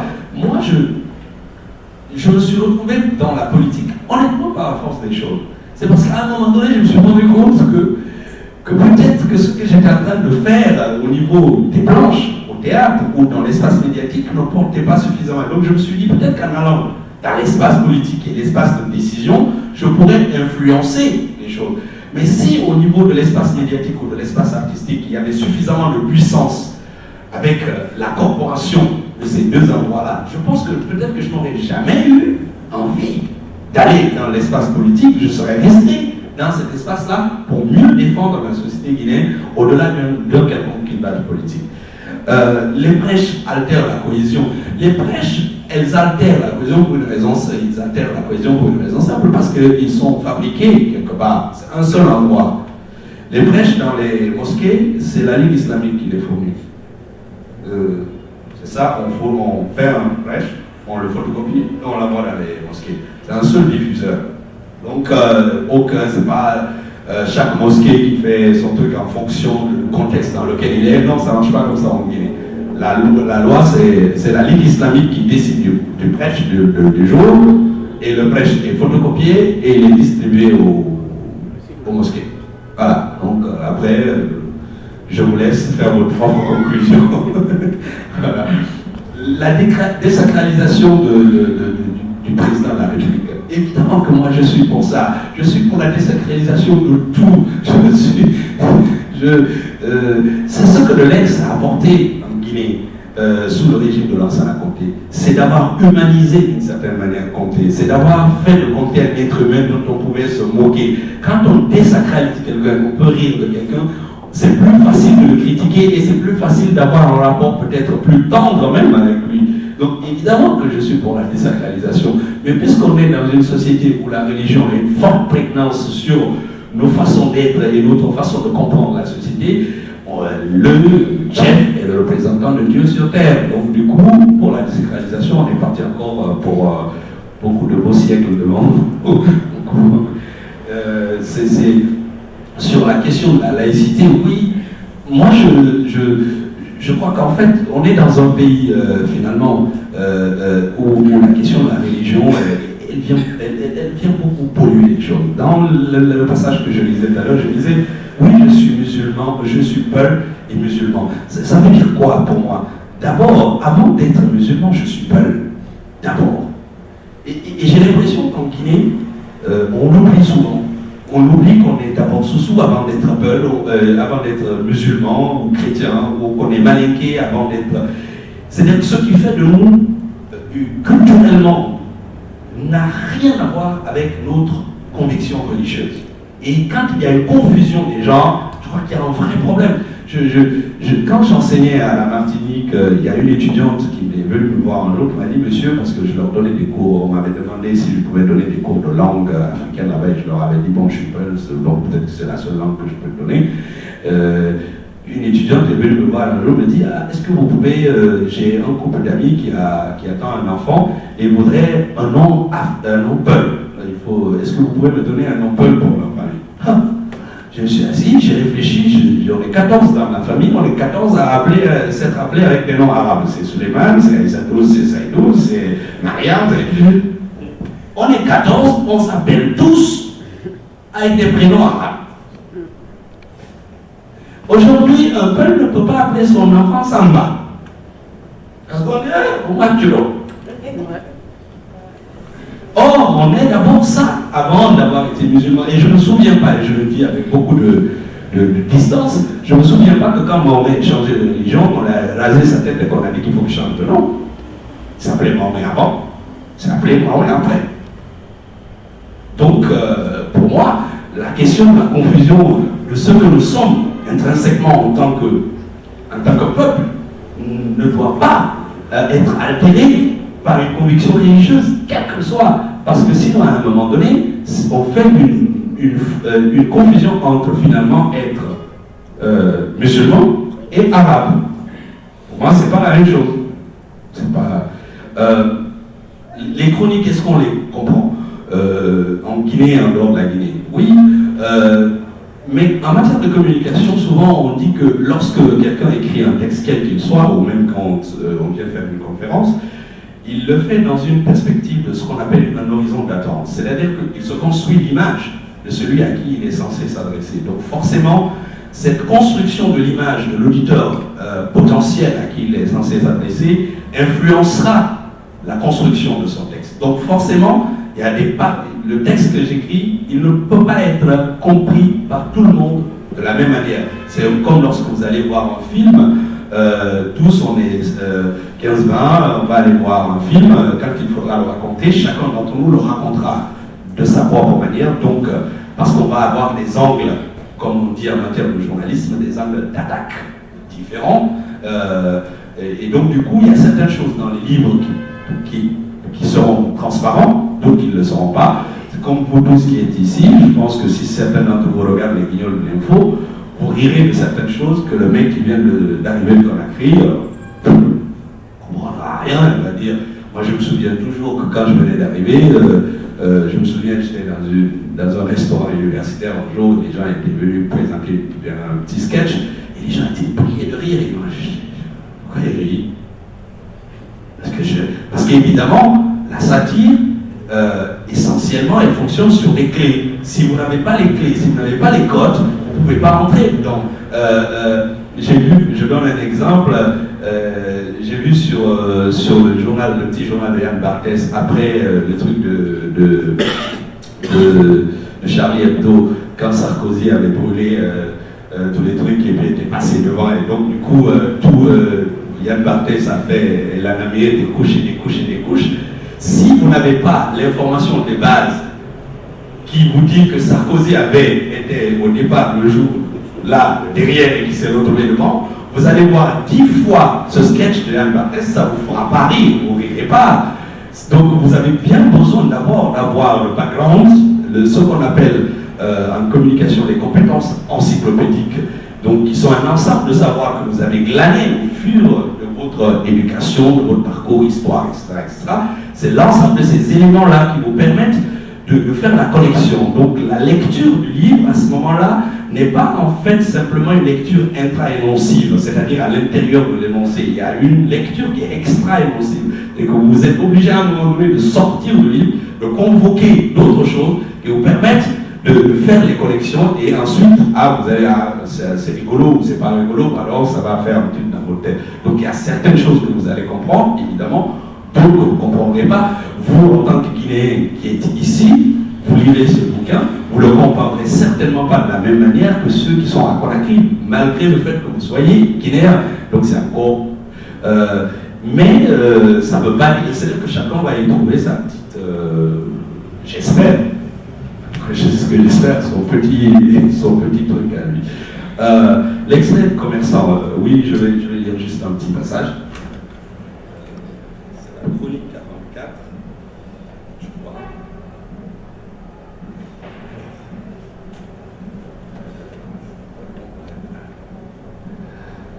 À nom de Dieu, sans aimer de Cap-Père, là, c'est devenu foutaise. Pour les arbres de commerce, on dit que si tu veux être président, toi, il faut que tu n'as qu'à savoir les lire et les écrire. L'écriture, c'est une affaire difficile pour les banabana de la Guinée. On se dit, nous, on ne sait pas lire, les lire et écrire, mais pour le commerçant, ce qui est vraiment important, c'est connaître compter. Parce que notre l'argent, quand on te donne, on sait combien il y en a de euros, de dollars ou encore de francs guinéens. Si on se rencontre autour de la table ronde avec les intellectuels de la Guinée, le commerçant, il va enlever son culotte à chaque gratteur de papier. Nous, les papiers qu'on connaît, c'est bien vert. Les livres qu'on connaît, c'est les chiffres dans le compte de mon banque. Et là-bas, le plaisir, on sait qu'il n'y en a pas de photo. Si quelqu'un dit changement de son chambre de commerce, une petite chambre, ça ne suffit pas. On veut un grand salon de grand village de commerce. Et puis quand on dit qu'Alpha Amadou ou Bobolo ou Saint-Lois, ça n'a pas d'importance dans la Guinée. Et puis quand on dit Banabana de pièces détachées est plus important qu'importateur de farine de mar ou de berquet. Eh, à nom de pied, si tu me cherches qu'à faire qu'on est foutaise. Nous, on sait pas. On a montré que nous, on est capable de faire rentrer l'argent ici plus que celui qui savent lire. On a donné le roi ici plus que le gouvernement. Les pays là, c'est tout le monde qui sont pays. Il y a des exemples. Non, juste le micro. Allez. Ça passe pas très bien. Oui, c'est juste le micro. C'est très. Est-ce que je pourrais avoir le c'est très intéressant pour nous voir capter ça. Nous, on n'a pas allé qu'à l'école. Quand on a envoyé tous les enfants qu'à l'école. En Guinée comme à l'extérieur de la Guinée, ils ont étudié jusqu'à, ils ont eu le gros diplôme de l'école Porto. On sortit, ils sont en train d'aider nous pour faire du commerce. C'est quoi? Il faut connaître quelque chose. Président Chambre de commerce, tu dois connaître l'opérateur économique dans le monde entier. Il faut que tu n'as qu'à connaître l'économie de la Guinée. Ça là, ce n'est pas affaire de l'école.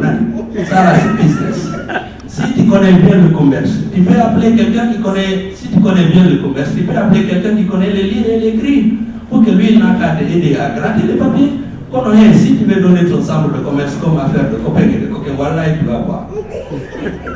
Les gens qui sont partis à l'école, ils pensent que filles, ils sont partis à l'école, ils sont plus intelligents que nous qui n'ont pas parti à l'école. Moi, je connais bien des amis qui n'ont pas parti à l'école. Tous les enfants sont partis à l'école. Et puis, nous aussi, on sait les lire et les écrire dans l'alphabet de Al-Qur'an. Et tout le monde doit savoir que l'argent là, il ne parle pas une seule langue. Il s'en fout de ton alphabet. Lui, c'est le résultat des affaires à faire. Nous, les commerçants, on sait faire les affaires à faire. Si maintenant ton objectif de ton changement, c'est faire de nous des gaz partis pour ton diatribe, si tu donnais l'huile de sable, en même temps, il faut donner à lui les clés de pour qu'il n'a qu'à fermer. Parce que personne ne viendra dans ton maison si ton propriétaire il n'est pas beaucoup suivi. Le président de la République veut prendre tous les secteurs pour mettre dans tout ça c'est diatribe. Hé président, il faut faire attention dans ton travail parce que sinon, à part que tu vas perdre. Nous, c'est mauvais président. Comme parfois, bon parole. Il a dit l'homme qu'il faut, puis là ce qu'il faut. Ça, c'est grand vérité pour quelqu'un qui a des oreilles pour l'entendre. Faut bien tendre tes oreilles pour écouter le conseil de Groupe. Tu veux mettre à côté tous les commerçants connus et reconnus. Si tu choisis ton femme les jours de la fête, si tu choisis ton femme les jours de la fête, là tu vas te réveiller avec ton miel de bois. Je sais que ton volonté c'est de taper nous. Nous, il y a longtemps qu'on a commencé le commerce. Nous a commencé à nous taper en cours de route, il a fatigué et arrêté. Forikoko, lui, il a compris très tôt. Donc, le commerçant est devenu son ami. Toi, tu veux nous taper, nous écarter. Awagassi, qui va vivre, va verra. Nous, on te regarde avec ton élection de chambre de commerce. Le porte, ils ont dit, c'est lui qui rit dernier, c'est toujours lui qui va rire bien. Nous, on n'a pas bonne pâte maintenant pour montrer Zolida. On va acheter bonne pâte et garder à la maison. Un jour, quand tu vas casser ton gueule, l'autre dame va être bien jolie pour te montrer. On sait que tu ne nous aimes pas. On sait qu'il y a longtemps que tu cherches les moyens pour nous mettre à la touche. Il n'y a pas de problème. Si tu crois qu'Allah est dehors, tu as trompé. Il te regarde et il va te payer. Mais puisque si je parle ici jusqu'à demain, ce n'est pas ton problème. Comme sur le Tianguin, il dit dans son français difficile, je ferme mon gueule et je dégage. Hachem, il fallait commencer par ta question. Excellent. Oui, j'interviens pour vous poser une question. Effectivement, vous illustrez parfaitement ce que vous venez de dire. Je suis de la Martinique, je n'ai rien compris. Je n'ai pas de décodeur, donc je ne pouvais pas rire. Je pense que c'était super amusant. J'ai comme ça pris au mot quelques petites vagues, mais je n'ai pas compris. Bon, ce n'est pas grave en tout cas. Je voulais vous dire que votre intervention a été parfaitement à la hauteur. Moi j'ai compris, je n'ai pas lu le livre, donc je ne pouvais pas intervenir. Mais attention, pas trop d'opérations quand on forme des terpiens pour les conclusions. Merci Marie. Je voulais juste lire un petit extrait de la chronique que j'avais faite sur moi-même. Parce que je trouve que c'est toujours intéressant de s'amuser des autres, mais de s'amuser de soi. Il y en a eu 2 ou 3 que j'ai faites, mais il y en a une. Là, je suis désolée parce qu'on va être obligé. 3 minutes, ça peut Oui, on va nous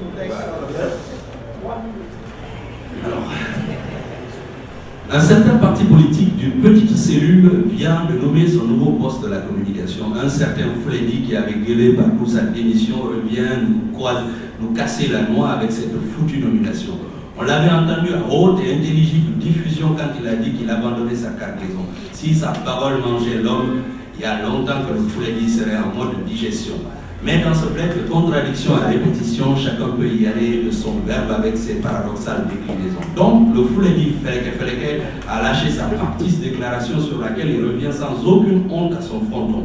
Alors, il faut dire qu'il a été à bonne école, le petit couillon. À force de traîner dans un monde politique de mensonges à foison, il a peut-être fini par épouser les couleurs de la maison. Aujourd'hui, il revient le petit fanfaron en complicité avec ses portes journaleux, en panne d'informations. Il nous étale son CV comme si c'était ce que nous mangions. Doctorat en communication, l'essentiel, licence en information, nous on s'en bat les cacahuètes pleines de démangeaisons. Pas besoin de tes groupes diplômes d'un quelconque sillon quand la prétention d'une danse de Macarena, qui n'est pas Macarena ici. Attention. Quand la prétention d'une danse de Macarena dans la profession. Pas besoin de son parcours de champion, parce qu'ici on se contente du joyeux triomphe. Pas besoin de son français de sorbonnard à l'évitation dans un pays où les postes ministériels se distribuent aux plus démagogues des larrons. C'est avec mépris et détestation qu'on juge ici les créatifs. Je m'arrête là parce qu'on a... Les autres réponses viendront après. Merci beaucoup. Le temps nous est compté, mais en tout cas, je pense, j'espère, vous comme moi, que nous avons passé en tout cas de très bons moments. Et surtout sur la dernière lecture, c'est vrai que ça donne envie finalement de poursuivre la lecture pour se marrer. Vous abordez en tout cas des choses de société, comment dirais-je, des débats de société avec beaucoup de légèreté et d'autodérision qui permet en tout cas aux gens, aux lecteurs de dédramatiser un peu la situation, mais en même temps le rappel aussi à leur devoir citoyen et puis devoir politique et tout. Merci Monsieur Barre, on a été ravis de vous accueillir et on souhaite un grand succès à votre ouvrage et bon vent à vous. Je sais que vous allez vous déplacer dans d'autres provinces pour le présenter. Voilà, donc n'hésitez pas, DLG est là au service de toute la communauté, au service des journalistes, des écrivains et toutes les personnes, les personnalités qui souhaitent en tout cas venir à la rencontre de la communauté guinéenne et encore d'autres communautés, puisque j'ai la présence de ma chère amie qui est de la Martinique, donc ça voit que, en tout cas, quand on est dans des débats de réflexion, débats pour l'évolution en tout cas de nos sociétés, pour faire avancer les choses, il n'y a pas de frontières, toutes les bonnes idées sont les bienvenues, et là on ne compte pas ni les couleurs, ni les nationalités, on est tous pareils dans le même combat. Merci beaucoup. Je passe le micro à M. Malik Kadra, peut-être qu'il a quelque chose à rajouter après ce débat. Enfin, juste dire merci à notre invité. Personnellement, j'ai été très impressionné par sa liberté d'esprit et j'espère qu'il va continuer et j'espère que l'engagement politique n'arrêtera pas de cette liberté qui est très importante, je pense, qui est fondamentale à défendre. Merci beaucoup pour la qualité aussi de l'intervention et je m'arrête là. Bien, merci beaucoup. Il nous reste à remercier tous les invités qui se sont donné vraiment la peine et qui nous ont fait l'honneur de se déplacer, de participer à cette conférence. On vous donne rendez-vous en tout cas à une autre fois. Voilà, DLG est là et on continue à faire ce qu'on sait faire le mieux, c'est-à-dire couvrir un espace de parole, d'échange à toutes les personnes qui le souhaitent. Donc n'hésitez pas à venir, à nous solliciter. Voilà, et Monsieur le maire, encore merci beaucoup. Merci pour votre hospitalité, pour votre disponibilité et surtout merci aussi à tous les agents municipaux qui sont là aussi, qui nous réservent à chaque fois un très bon accueil et à qui des fois on fait faire un peu d'heures supplémentaires, on s'en excuse. Merci beaucoup. Et je ne peux pas terminer sans évidemment un grand merci à notre partenaire de toujours, le départ.net, qui est toujours là, qui nous soutient, qui nous suit partout. Merci Monsieur Macanera, merci au départ et continuez de nous suivre comme ça car on a besoin de votre soutien. Merci beaucoup. Merci à tous, messieurs les présidents d'honneur, merci Monsieur Camara, Monsieur le trésorier. Voilà, et puis je vous dis à très très bientôt. Merci. Au revoir. Et que vive DLG, bien sûr. C'était brillant. Merci. On va faire une photo de famille. D'accord. Alors, qui est-ce que... Au motif, on va après. Monsieur le maire.